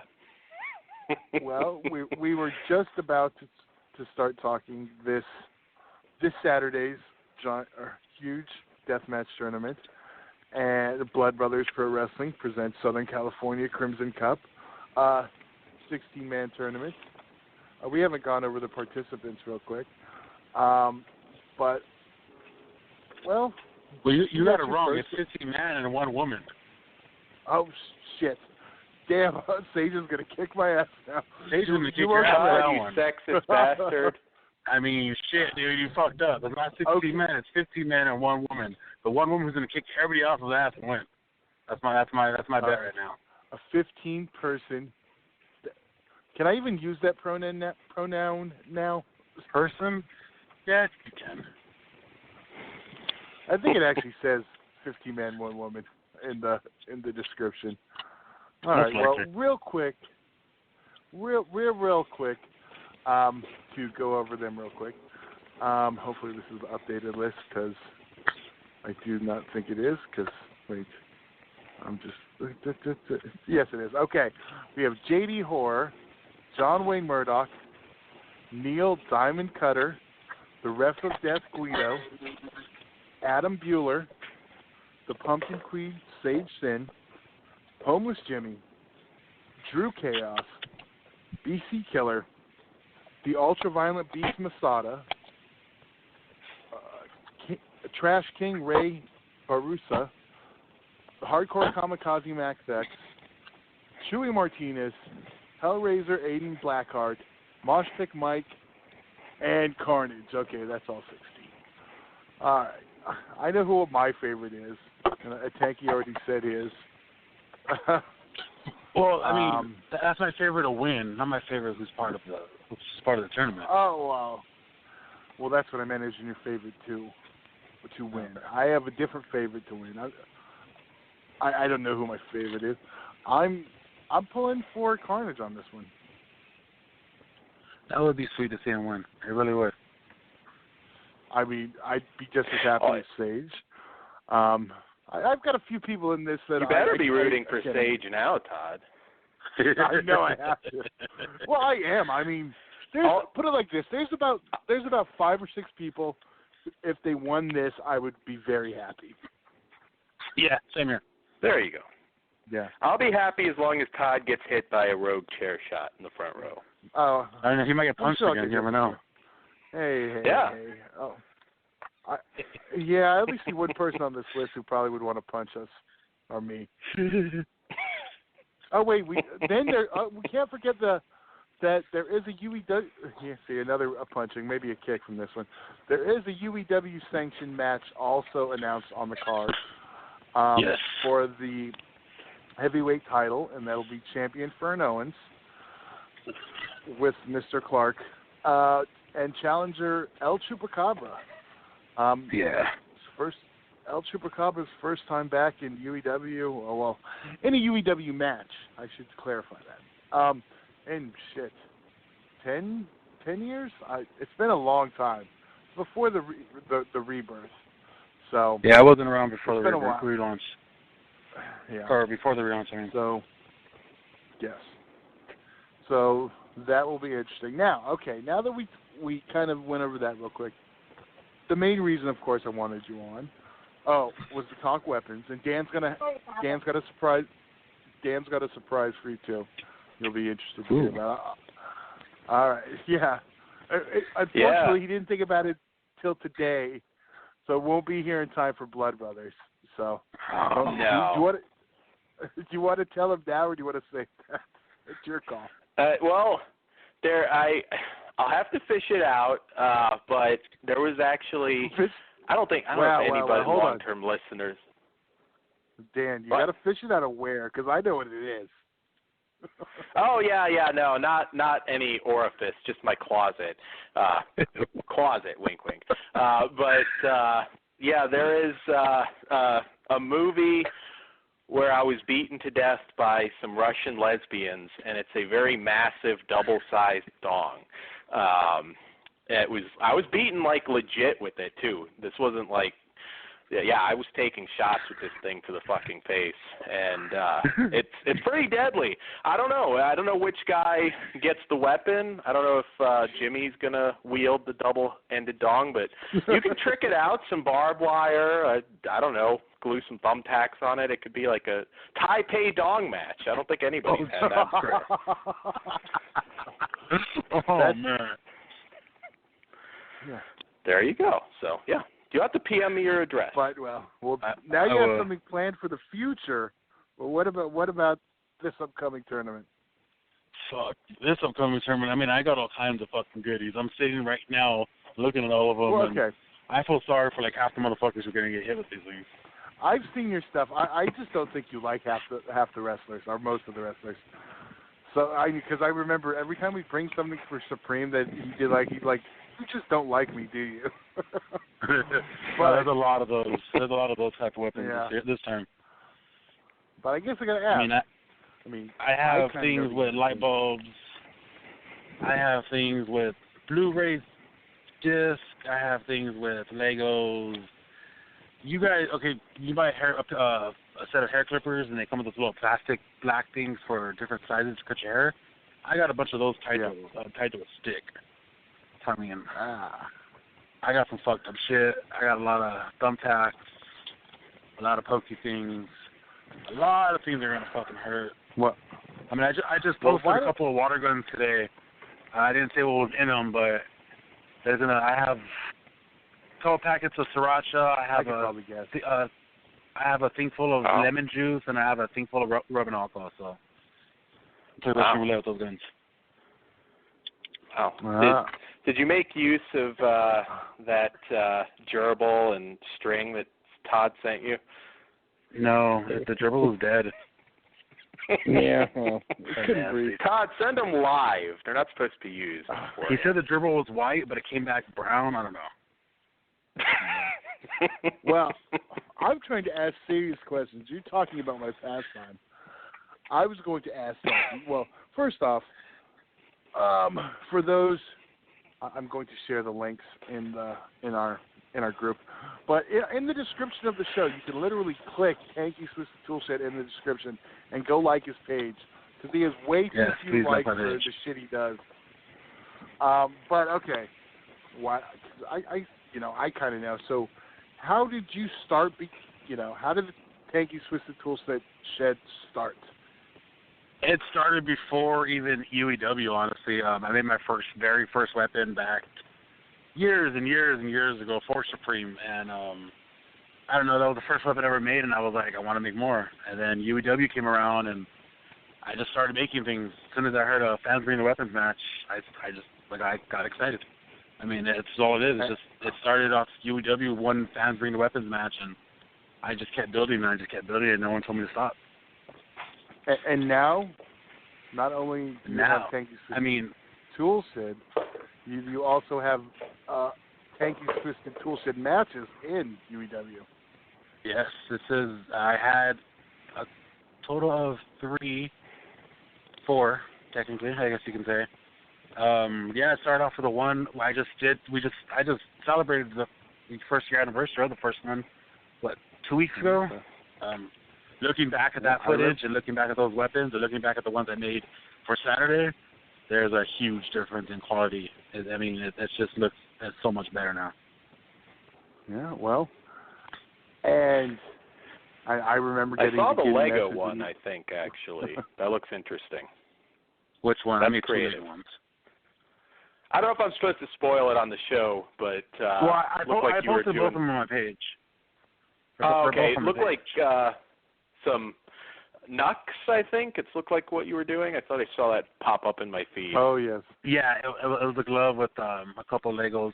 I actually saw that on somewhere else for where I saw it, and I ran to my kids' room, and I was like, I need 8 Lego pieces, and my kids were more than happy to give them to me. Half the weapons ideas I get are from my kids. Half the weapons are from them. Pretty much. Oh, wow. Wow, it's going to be cool. I will send you out that double dong because I do want to see that used by somebody. No bodily fluids on it except it did kind of bust my nose once, so, I'll wash it beforehand. But right. my pitch for that, one-man lumberjack match, Todd holds it on the outside and molests the wrestler as they get thrown out, or tries to. Now I miss Tito. No, I think what he's talking about might be a little too big for Tito. Todd, you need to book Angel, some old school XPW. Yeah. He disappeared. I don't know what happened to him. Yeah. It's been 2 years since we saw him last, right? July, Ted. Yeah, 2015 was Angel's glory hole. Yeah. All right. So what are some of your best? Because I know this is going to be an awesome tournament. Any of our listeners that maybe are in the California area that want to see a really cool show, because I go to a lot of shows, and I'm going to say indie shows are usually the most fun. I know some people don't like the term indie, but, they're more fun than WWE shows. And deathmatch tournaments, if you guys have never been to one, there is nothing better. And there's some awesome talent. If you're not as big of a wrestling fan, there's some violent, hardcore motherfuckers in that tournament. I know there's going to be a lot of blood, and I wish I could be there for that one. I really wish I could. But what are some of your best deathmatch? Yeah, I will get down there. Maybe the next deathmatch tournament, Todd. I'll get a flight and I'll come down. You got to see my double dong in action. I'm telling you, Taipei dong match. You don't even have to pay me. Any promoter, feel free. Taipei dong match. Just use my weapon, give me a shout out, and it's fine. I don't need any money from that. Well, but what are your best deathmatch memories? Oh, go ahead. My best death, or go talk player. Who's talking here? Yeah, both of you. Well, I mean, I've only recently. I grew up watching deathmatch wrestling on fucking public access cable when XCW had their TV show. But I guess my favorite deathmatch moment was actually in MexPro, and it was Supreme versus Carnage, and Carnage brought out the light tube lightsabers. And they lit up and everything, and that was just amazing to be there live to see. It was just, the footage doesn't give it justice. It was so cool being there, and the lights were dimmed, and both of them turned on, and it was just that was amazing. Yeah, that was a pretty cool moment. It was. I remember that very well. That may be the coolest visually. My favorite death match, and still to this day, it's always the same answer. And that has to be XCW, Go Funk Yourself, LA Sports Arena, Supreme versus the Messiah. Yeah, that's mine. I mean, Deathmatch Memories. I was so sad as a child. I couldn't go to any of those shows. I always lived in California, but I heard about these shows and I could never make it. And then, like, once I was able to make one, I heard they moved the freaking on the East Coast, and it was just gone. But I was so sad as a child because I wanted to see these things live. It was just one of those things where, like, I had to see them. And I mean, you would have thought 10, 15 years later, I'm fucking making the goddamn weapons. Yeah, trust me, I get that.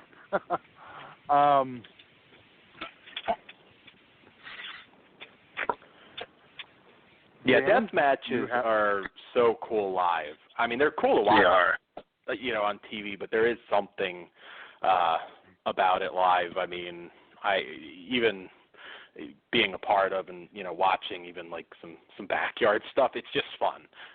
It's really fun to get into it, and God, I guess I remember probably it wasn't necessarily a totally good memory, but I remember doing kind of the backyard thing for a while myself, and I remember the first time I split my head open, and that panic of whether I was going to have to go to the hospital or not. That was an interesting memory. I definitely recommend you learn what you're doing before you get into that. I was a cautionary tale. Yep, and that's why they say don't try this at home, Dan. Yep. Yes. That's not going to stop me, Todd. I know. We used to do it when we were drunk in the front yard, so it's not as bad. I tried to go all right, but I'm fat, I'm out of shape. It didn't work. All right, yeah. Yeah, not me. I'm the picture of health. But we do have some first round shifts announced for the round one matches on the tournament. It's going to be a BYOB Taipei Tag Team Deathmatch. JD Horror and Masada versus Neil Diamond Cutter and Adam Bueller. A Guns N' Roses Tag Team Deathmatch. Sage Sin and Carnage versus Max X and Aiden Blackheart. Summertime Suicide Tag Team Deathmatch.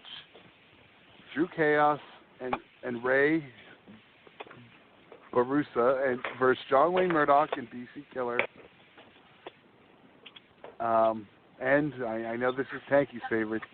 The Reefer Madness Tag Team Deathmatch. Mosh Pit Mike and Guido versus Homeless Jimmy and Chewy Martinez. I have some amazing things for that match. Like I have I'm not going to show them until the day of the show because it's just those things. These are like just like what did he just do? But when you see them bring out, you're going to definitely know they're from the Two Shed.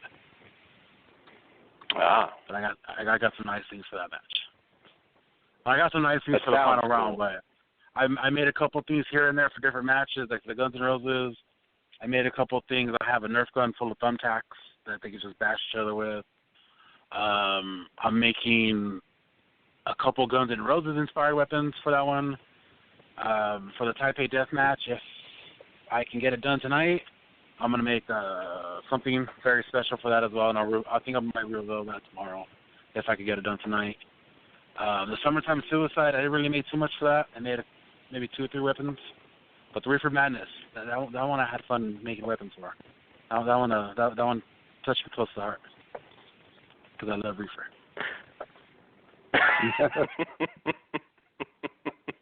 That sounds like that. Oh shit. You're making me wish I could come down for it still, Todd. You should have. Like, this is going to be amazing. This is going to be fun. I've been waiting all damn summer for this. This week is taking too long to get through. Like, all I want is Saturday to get here. I will be there for the Taipei Dong match, though. Like, I cannot miss that. I'll hitchhike if I have to. I will Jason Mewes that shit and go down on a nun if I have to get down there for that. that nun's in heaven by now, by the way. Hey, I can dig her up. I don't care. All right, well. We already referenced necromantic, Todd. Yeah. All right. I'm hoping we're having another caller jump on soon.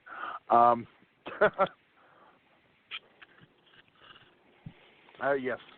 We scared him off with the Tai-Tai Dong match. I'm still here. I just let you guys just talking. No.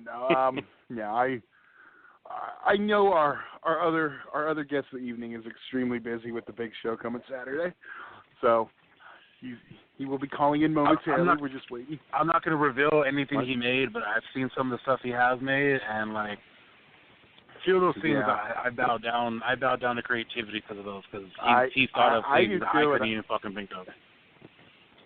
All right, speaking of the man himself. All right, I see the number. I'm assuming this is the voice of violence, Kyle Wilde. I'm just going to bring you straight on, Kyle. So, Kyle, welcome. Am I on now? Hi, Kyle. You are. Hey, how's everybody doing? Right, we got yes, we have Tanky, and we have, of course, Dan. So you know everyone now. Yeah. You didn't miss how's much, everybody doing? I'm sorry I'm late. That's okay. Like I was saying.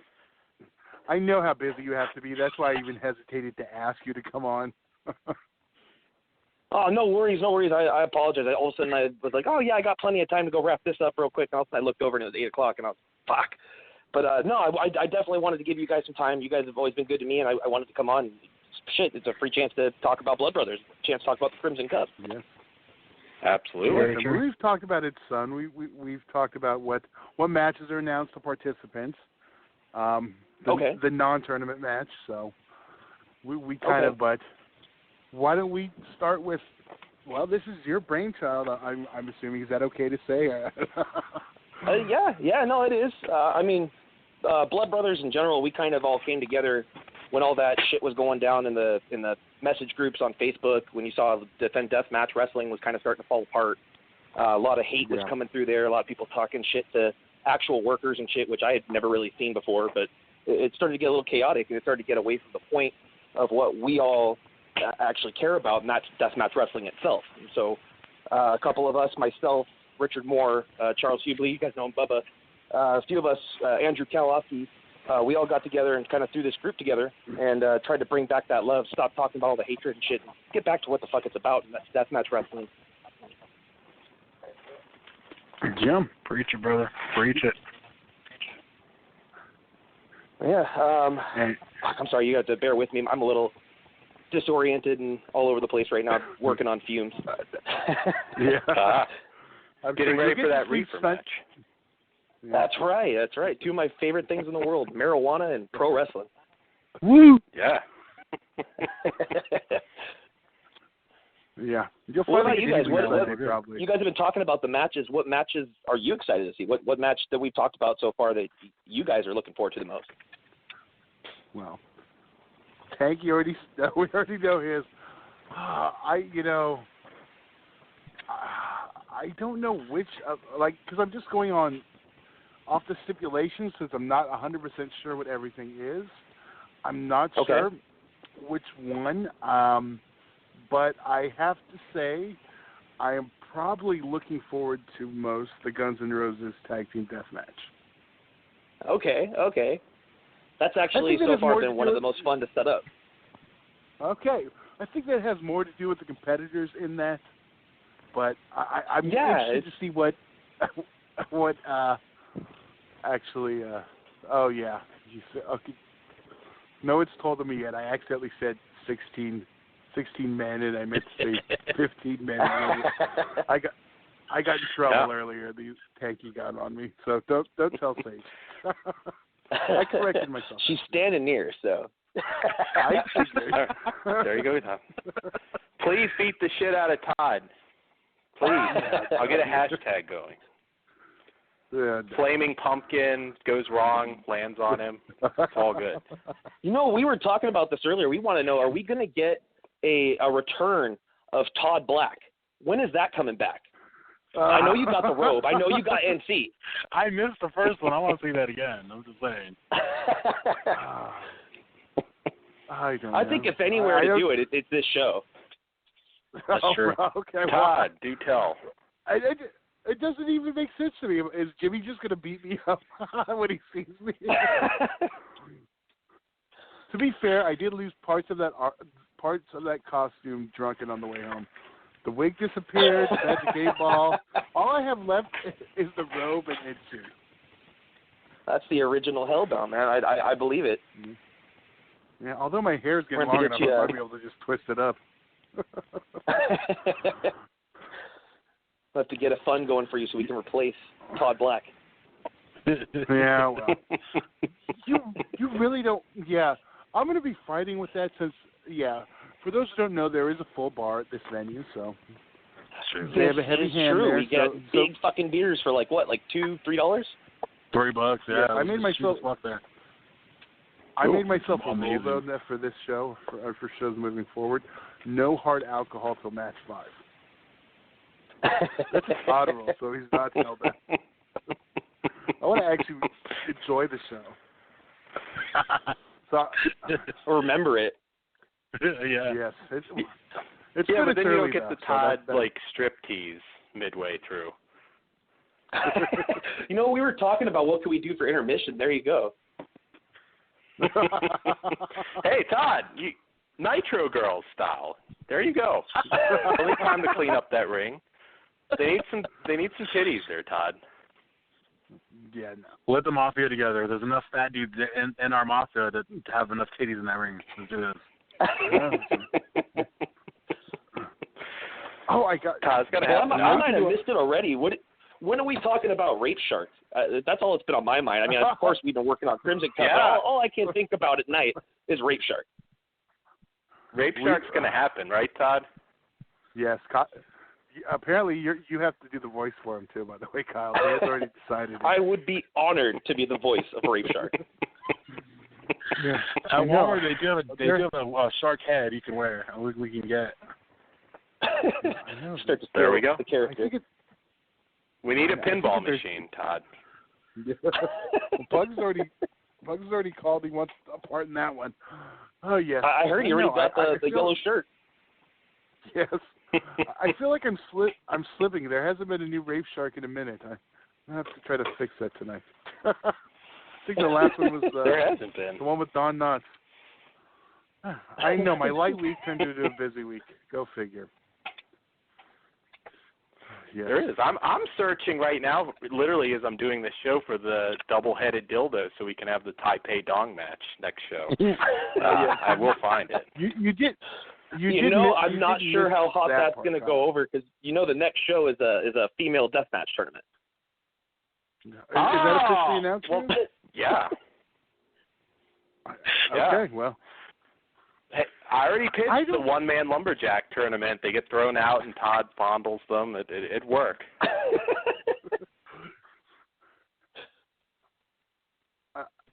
Yeah, I don't know what to say that. Yeah, Todd's speechless. But it would be awesome. I'm not allowed to touch wrestlers anymore.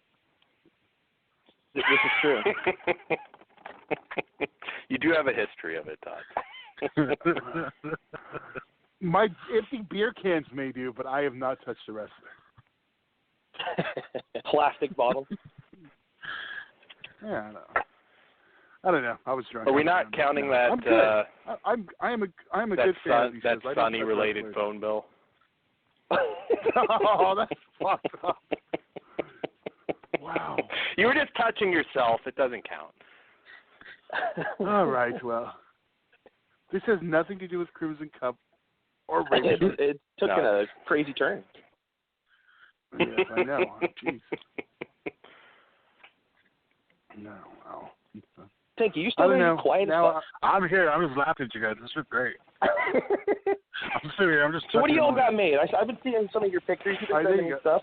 What's new? Did you announce anything today? Is there anything that I'm unaware of? Well, actually, yes. There's actually a few things you're not aware of that I'm putting together. Well, today I just posted the pictures of the water guns. I'm going to fill them with once in the filled with rubbing alcohol. I got some sriracha sauce in the touche that I'm mixed together. I know. Lemon juice is gonna go into one of them. Fucking, I got a TV here, and not a real TV. It's a cardboard TV that I actually made for one of my kids' projects that I'm gonna fasten into a weapon tonight and tomorrow. I got something I'm making special for Carnage. I got maybe 2 more weapons after that. So I'm not too sure what I'm gonna put together, but I only got a few weapons that are left. Pretty much everything else is done. Everything's ready to go. Everything's ready to get transferred. It just looks insane back here.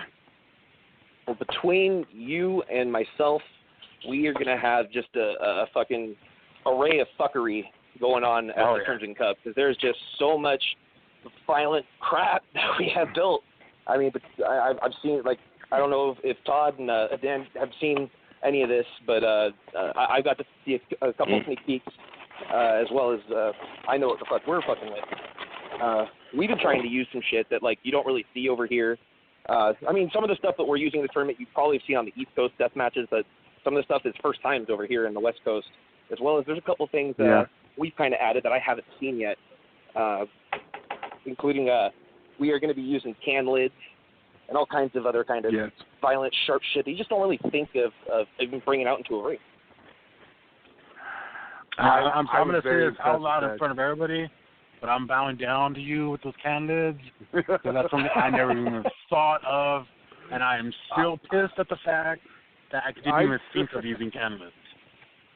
That was the first thing I said when I got a sneak preview. It was. I showed Todd almost immediately when we did it, and he was like, Tanky's going to fucking, I don't know how he's going to take that. Yeah, I was mad. I was legit angry that I didn't think of that first. I'm like, damn it. Well, you know what? That gave me an idea for another weapon, so I mean. It's one of those things where it's just like, it dawned on you, you know what I mean? Like, I was sitting there, I was just like, these are sharp as fuck. I almost cut my finger off getting these. Oh, wait. Bam, there we go. We're fucking cutting up everybody in the fucking tournament. I would have never fucking thought of using those. Never. But that helped me think of something for the next tournament, though. Just imagine those are pool noodles. It's going to be on. Ooh, okay. It's going to be on, dude. It's going to be good. Well, the one thing I know I didn't bring up is the main event stipulation. It's been announced that's going to be fans bring weapons, not just Tanky bring weapons, not just bullshit. No, we have opened the doors to everyone's sick, twisted fucking minds. I've had quite a few people ask. I've seen some of the not allowed. What's the limit? How many can they bring? And within reason, as long as there's no one bringing a fucking M16 or things like that. Like we can use our brains a little bit. You can't bring the bazooka. I'm sorry, no RPGs. Has a grenade Bobby Hollywood can't bring loaded. Well, Bobby Hollywood's not welcome anywhere near that arena. Bobby Hollywood is not sanctioned at any match at Crimson Cup. Bobby Hollywood took it upon himself to grab my ring announcer and try and threaten his way into the cup. But we don't work like that. And I have a crack team working with us. We have very good security. We have 16 of the most violent motherfuckers on the premises. If he shows up, I don't think it would be very good for his health. No way. I agree. So it sounds like it's going to be a pretty kick-ass event. And so I got a little passionate. Yeah, you did. We I guess we should say for some of our listeners in the area, where will this be held? And I don't think we actually. I know we mentioned the date, but I don't think we mentioned the location and where you can get tickets. Yeah, no, we are actually going to be in Sun Valley, California. It's if you're familiar with the area out here in the valley, it's very close to North Hollywood, very close to Universal Studios. It's on Lancashire Boulevard. It's just all the way at the other end. We were originally supposed to be down in East LA back when the Clayla Arena, UEW Arena, was around. So unfortunately, we are in a bit of a smaller venue than we had originally planned. So I've been telling people for months, get your tickets ahead of time because there's not guaranteed seating. The VIP was the only thing that guaranteed you a seat. So if you show up late, if you expect you can just walk in at bell time, you are going to be standing. That's why I had to get that VIP. There's no way I'm standing. Yo, same here. I know. We've done shows there before with. I'm sorry. Go ahead. Oh no, I was. Oh no, go ahead. I was just. I just shared the event on the page too that has all the details. So anyone who cool. Yeah. Yes. There we go. Shared. Awesome. There you go. Thank you guys. Todd, are you gonna bring in some like crushed up roofie dust to like throw at someone? See, I keep my extracurricular activities and wrestling separate. Come on. You never know what I got in my gut, so. Jeez. Try to be professional. Come on. I was going to say, believe it or not, he's hidden this very well. I don't think these secrets came out until you exposed him in the shitpost group. Now we're all very aware of the rape shark that lies deep within Todd. Yes, he is the great white of rape sharks. He is. I guess it's better than being the rape whale. I don't know. Okay, I'm trying. For those who can't make it to the event, Kyle, this will be available on DVD and Blu-ray, correct? Yes, we are going to release it on our own on DVD and Blu-ray. I know a few people were asking if we were going to be involved with SmartMark. We actually have not had the time to reach out to SmartMark, and they have not reached out to us at this time. So it's a possibility that something could happen after the tournament. But as of right now, we are releasing it on DVD and Blu-ray through our own. And that hopefully, I don't know. I know somebody in this room that's helping with that, so I'm not sure when that'll be ready. It takes it out pretty quick, so. Yeah. So yeah, just stay tuned to our Facebook if you're following us on Blood Brothers Pro Wrestling. We're going to have tons of content coming up in the next few days after this tournament. We're going to be post crazy. So and as well as there may be T-shirts left over, a few other kinds of gimmicks that we had in store for people at the Cup. So if those are available after the show, we will be throwing those up on the website. So we'll be keeping everybody up to date with what kind of things you can pick up and exactly when the next tournament will be as well. Awesome. And God, I don't know if I'm right on this one. I hope I am. And is it true that there may be footage of this scene on a certain internet television show in the future? Oh, there is. Yeah, okay. Actually, we came together. We partnered with UEW, and we're going to have some footage. Not the entire event, but some select footage. Because I don't know if you noticed, there's a ton of UEW regulars in this. A ton of the Underground Society is in this. So we're going to bring it over to UITV and show you some of the things that went down, as well as we have that heavyweight title match that's sanctioned by UEW. You're going to get that in its entirety on ITV. Ooh. Very cool. Well, I can't wait for everything Saturday. I think I'm busy, but I can't imagine all you have to do. When I sat here, I kind of started to compare this with One Wild Night, though. One Wild Night was a little bit of an easier show to kind of go about. We only had the one death match, and everybody was kind of on board from the get-go because of it being a benefit show. So I kind of went into that with that mindset, like, oh, this is going to be fucking fun, breeze in the park. And don't get me wrong, this has been fun. This is one of my dreams. I've always wanted to do something like this. So I'm happy that I'm actually getting to experience it in every way possible. But it's a bit more stressful than I was imagining. I'm starting to see the headaches of some of the core guys over at UEW that I was like, it's not that hard. They could do. Oh shit. Okay, I get it now. But it's all love. It's made with love. There's been a lot of love put into this tournament, and I think it's going to show. I just hope we don't disappoint. With that lineup, you can't disappoint. Trust me. Blood and violence, man. Thank you. Yeah, we got a little bummed out. I was really excited to bring the Bulldozer out here. Matt Tremont, his first time ever out here. Unfortunately, things happen. They always say card subject to change, and unfortunately, he got a little ill. I'm not still 100% what was going on with him. I know he spent I think 11 days in the hospital before he finally just checked himself out. So he had contacted me, and you could tell he was bummed. We were bummed to hear it, but his well-being is what's most important.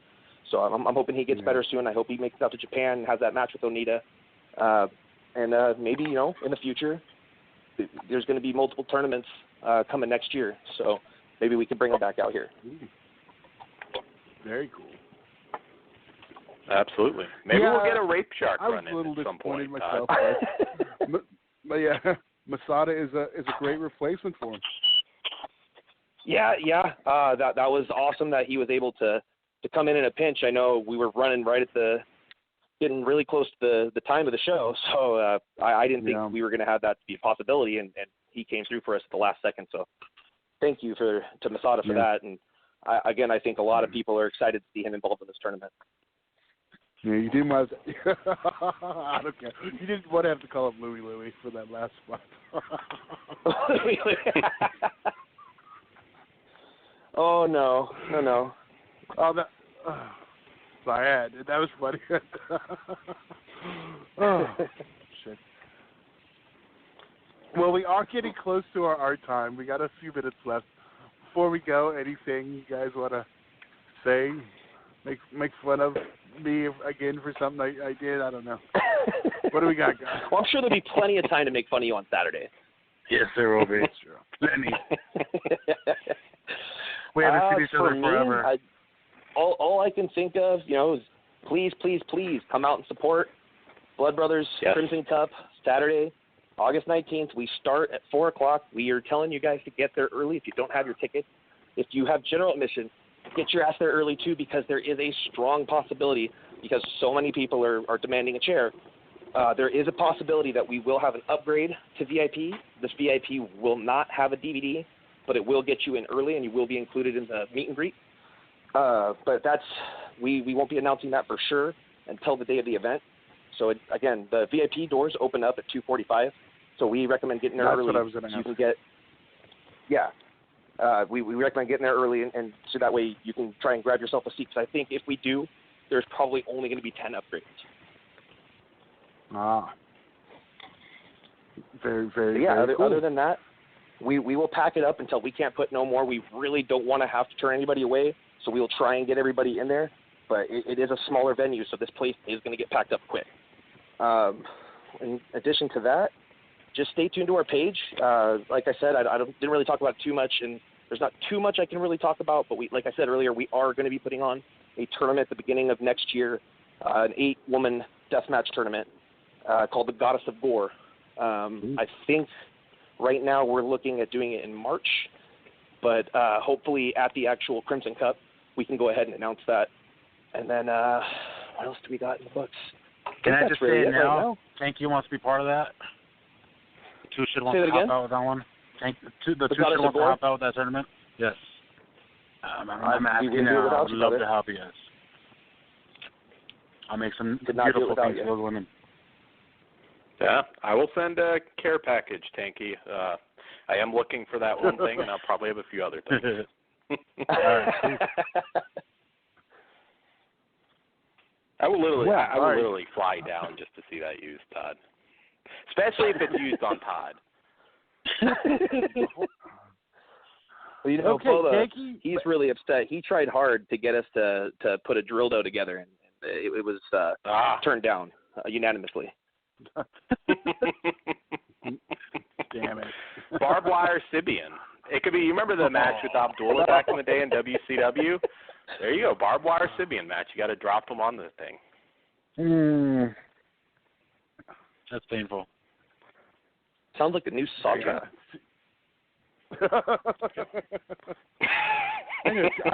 Tanky hasn't gotten that far. He's not making like the traps on the head that maybe not that you know of. Not that you know of. Oh, no, that's. You don't know what happens to this two-shot tonight, right? You don't know what happens to this two-shot tonight. Wow, I wish I would have told you the future. Rape Shark: A New Beginning, starring Tanky. Yeah. I'm down. Tanky, just sneak down to Todd's basement. You know he's got that pleasure room. It's probably all sorts of shit to use. I can't even say anything. Even my wife accused me of having a torture basement. So. Does your wife listen to this show, Todd? Because I feel like really horrible if she's aware of any of this. Absolutely not. And I'm very grateful she can't see the shitpost page. Oh, good. If I visit, that's going to be awkward. Why do you call my husband a rapist all the time? I know, she'd get that too. Well, if he suddenly goes missing, we all know why. Yeah. There you go. Exactly. All right, well, I think we're in the archive already, but whatever. All right, I can't wait for this Saturday. I'm going to tell you right now. I'm going to get there as early as I can. You know that. I know that I'm excited myself. I know, but I wanted it to be so we could finish the show and actually fucking hang out at the bar and decompress.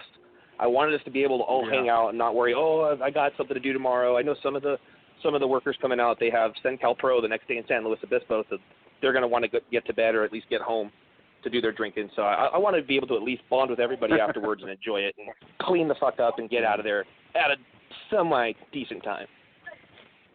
Yeah. No, I'm not. I like the early start time for that reason, too, because I don't have to get home at like 3 in the morning. But yeah. I threw off Pugs, too. He's actually, for those that don't know, he's helping out bringing in the trophy. He actually designed it and put it together. So he's bringing it out, and I'm going, so just bring it a day of, and we'll see you then. He's going, all right, I'll see you guys around 5:30. I'm going, fuck, bro, you're going to miss the first part of the tournament. We're not going to have the trophy to display to anybody. He's going, well, I'll be there early. I need to pay attention. I think the start time's throwing off a lot of people. I know. I was talking to Jason last night, and he was asking me what time we were going up, and I was like, and he didn't know either. I think for our little group, I'm going to have to send out Tanky, put it in the group chat. I will. Put it after. All right. Yeah. But we'll be there in time. You know that. There is some. I do have to talk to you. Off air. Okay. No paper trail. Totally Must be fucked up, Todd, if you won't talk about it on air. Todd's killed again. That's what that means. Get your shovel and chainsaw, Tanky. Again. All right. Well, as much fun as this is, we are in the archives now, and I'm sure Kyle has a billion things to do still. I don't know. Tanky's doing something. I don't know. I gotta start sharpening pencils. All right, guys. That's all I'm saying. Tanky. All right. Well, we will. Do you have anything to say before we're out, Tanky? Yeah, you know what? Everybody go like the page, please. I want to try to get at least 200 before the end of the month. I mean, yeah, and go like Blood Brothers if you didn't already. Yeah, we'll link it to Flesh Wound. Yeah. Yeah, we already have both pages on there. Go give them both a like if you don't already. I'm reviewing some sick shit tomorrow night, so I think you guys want to see it. Yeah, I'm sure. Yeah, if you like horror films, and deathmatch wrestling's got the blood and guts too that you don't get in regular wrestling. I was gonna say it seriously feeds that bloodlust. If you're into the gore, if you're into that kind of shit, this is real. Yeah. You're gonna have real blood splattered on you. You're gonna see real wounds, real gashes, real fucked up shit. I mean, if you're into that kind of thing, I don't know why you're waiting to come see this. We're live in practically Los Angeles. If you're out here, we're in your backyard. Come check us out. Yeah, even if you're not a wrestling fan, you'll have a blast at the show. Yeah. Yeah, no, exactly what you just said. Of course, we want to attract wrestling fans, but this is totally not just for wrestling fans. If you're completely naive to what this is, it will blow your fucking mind to see that people actually do this. Oh, yeah. Yes. You come hang out with me and Tanky, too. It makes it all worth it. Oh, it does. Absolutely. We talk about everybody. Absolutely. If anybody comes in a shark mask, be sure to post that on Flesh Wound with Todd. I'm going to see if I can find one of those. Somebody's damn it. I wish I had more time now. I got to go pick up someone's boards tomorrow. I got to go meet some other... I don't have time to go mass shopping. But all right, guys. I'm so sorry again that I was late, guys. I really actually wanted to talk to you guys about Sharknado 5. I don't know if you guys talked about that or not, but hopefully if you guys haven't, maybe I could come back and we can kind of talk a little bit more. Absolutely. We did. Well, here. Yeah, we did. We did a show after, but real quick, I'm interested. What were your thoughts? What were your thoughts on 5? I know We could get cut Wait, off guys, because we are in the archive now. Real quick, I gotta put my kids to You're out, bed. They have Tanky? school. Yes, I have to get going. All right, brother. I'll see you on Saturday. Hi. I will see you guys Saturday, and Dan, I will see you soon, hopefully. Absolutely. I'll be at the next one. I'm going to make it happen. All right, cool. I'll see you guys later, man. Fuck yeah. We'll see you. All right, bye. All right, we lost Tanky. All right. But yeah, Sharknado. I dug the fuck out of it. I wasn't expecting much. I've watched all of them now, and I think they kind of lost me the last one. This one, I was fucking into it. When they did that surprise at the end, putting fucking Dr. Dolph Lundgren in the thing, that sold me. I'm fucking anticipating number 6. We were all looking for Dolph. It's like, where the fuck's Dolph? Where's he showing up? Well, I must have missed something. I had no idea he was in the film. So when they did that just fucking blew my mind. Yeah, he was like one of the 2 names I knew going in because I didn't know many on this one. But yeah, we were pretty much the same way. I mean, that ending. I mean, we were. It's been a minute, but we're also talking. They can kind of do it, not just do the whole Back to the Future angle, but they can also kind of bring a little Terminator into it also. I mean, with the old time stuff. That's cool. Oh, I fucking love that. They didn't need roads. That was awesome. Yeah. Yeah. We want Sharknado 6 with the Expendables now. We need like all 80s action heroes doing shit, cameos. right? Well, especially if they're heading out to the future, why not? Absolutely. Shit. They need to go back in time to when. Yeah, they need to go back in time when Tara Reid had proportioned titties. We need that shot, Todd. Well, the one thing I was saying what would be cool is if they did the Back to the Future 2 angle, and because they're going back, if they went back to Sharknado 1 time and we're seeing stuff kind of like Back to the Future from different angles, and just like if they're trying to change that. Something changes, I mean, and it affects the past. Yeah. I mean, there's a lot of ways they could do it. We were talking. I mean, because then there's also, you know, that you can bring in elements of Terminator if we're going to, you know, steal from other good stuff. Parody, I think the word is. But yeah, I agree. That ending had me so hyped for the next one. And I've been saying the last few have just, or at least the last 2, they haven't felt like the event films they have, you know, they were. The last 2 just kind of were, okay, time to watch Sharknado.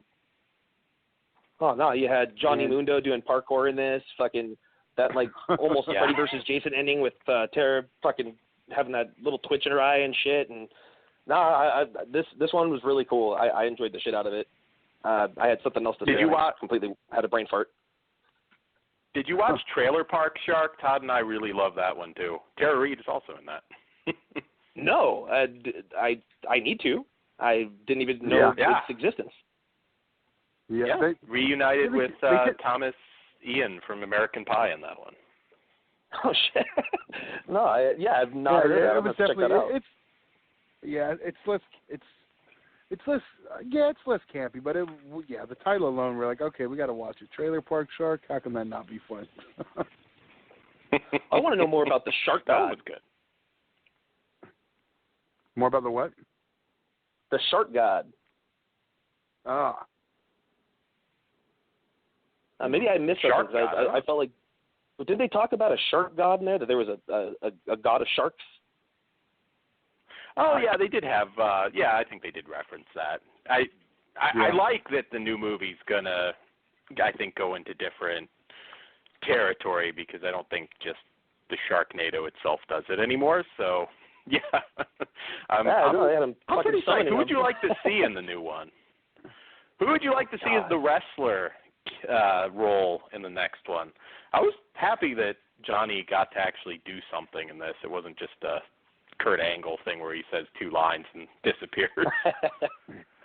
I think they need to shake it up. I think they need Paige. There you go. Del Rio stops beating her, and they both take on the shark. Starts beating the shark.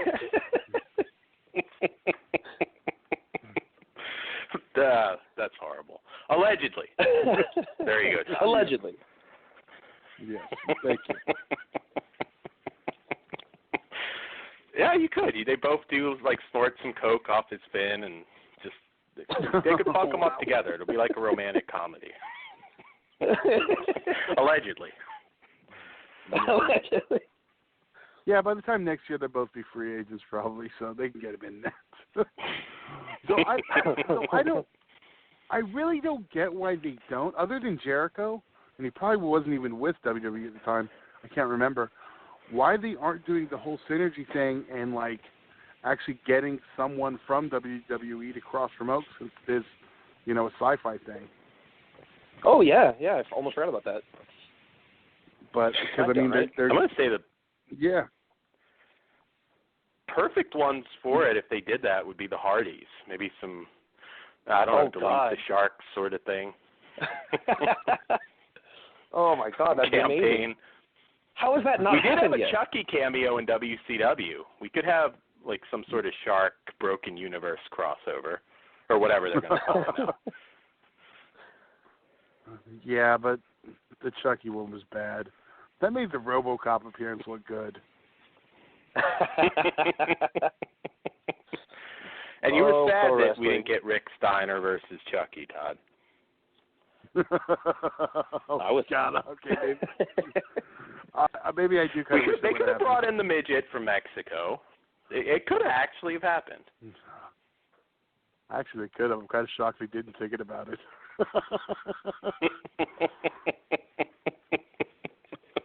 I would have marked out for, Bulldog off the top on Chucky. That would have been pretty cool. So see, Kyle, that's what we need next, a mini deathmatch tournament. Mini deathmatch. I had to pitch that to Billy Blade. He does the Midget Manias. That'd be pretty cool. There you go. I know there's a couple. We've been in trouble. Yeah, I know Sage was out at Slave to the Deathmatch, and they had I want to say his name was Little Show, because he was like the biggest midget, and he does death matches. So. We got one. Yeah, there you go. We could get Monchi to get in there. With midgets before. Whoa. Dan got us in trouble when we went to the not midget meeting. What was the Extreme Midget Wrestling when we all went. Oh, he got us in trouble with a famous little person. Oh. It could have been more trouble if he knew who King Kong Bundy was.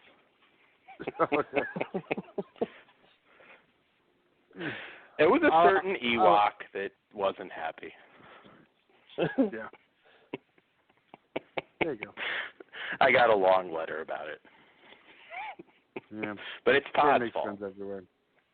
No, it's fine. Because I win. But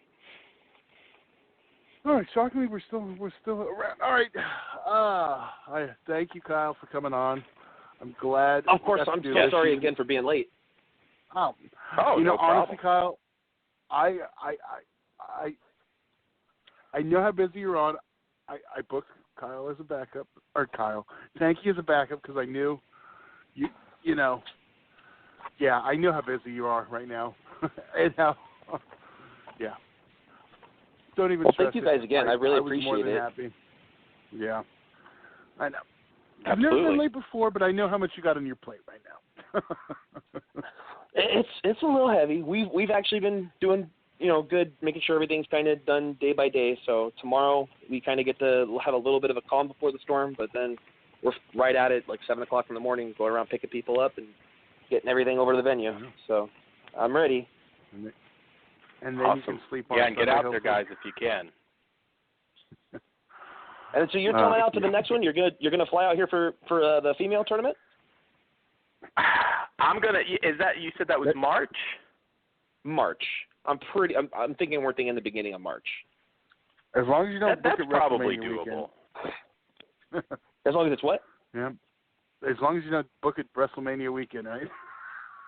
No, we're specifically trying not to do that. I didn't even want that. I know there's a ton of shows that happen that month, and I don't even want to fuck with that. Unless they switched it back to March, they're usually April now. All right. Oh, that's right there. Yeah, April 1st, April 2nd, yeah. I know there's some show on tomorrow or Sunday. I don't know. Yeah, you know, the you never know who you Taipei might see Dawn out match there. will outdraw Mania. Oh shit! That's going to be so much better than Cena Reigns. It's going to beat Cena Reigns. I'm just telling you, it'll be the next big thing.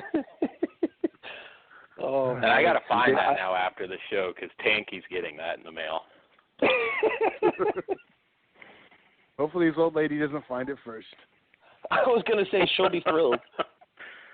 Right. This thing's got like girth. I've been hit by it by the Russian lesbians in that movie, and it hurts.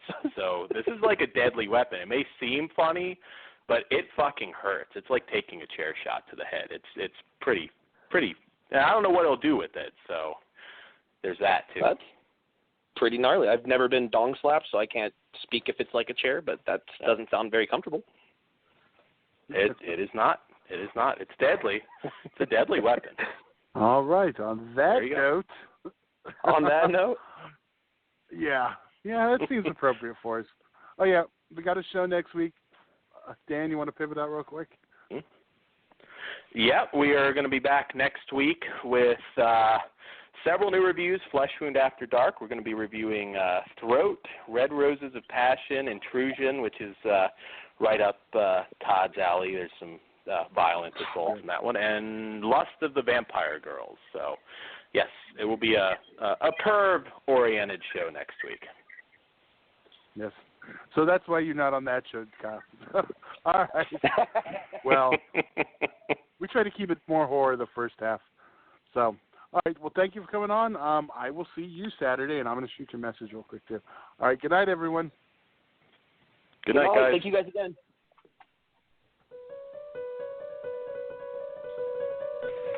It's here. Hello? Have you checked the children?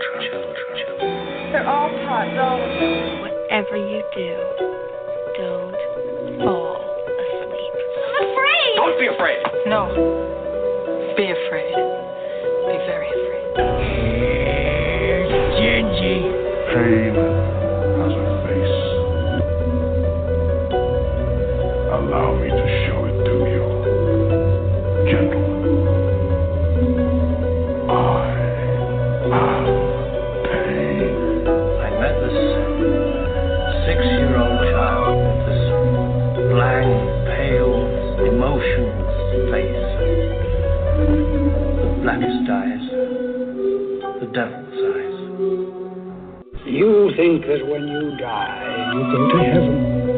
You come to us. Hi, I'm Chucky. Wanna play? I think it's trouble. Julie, this guy, he can't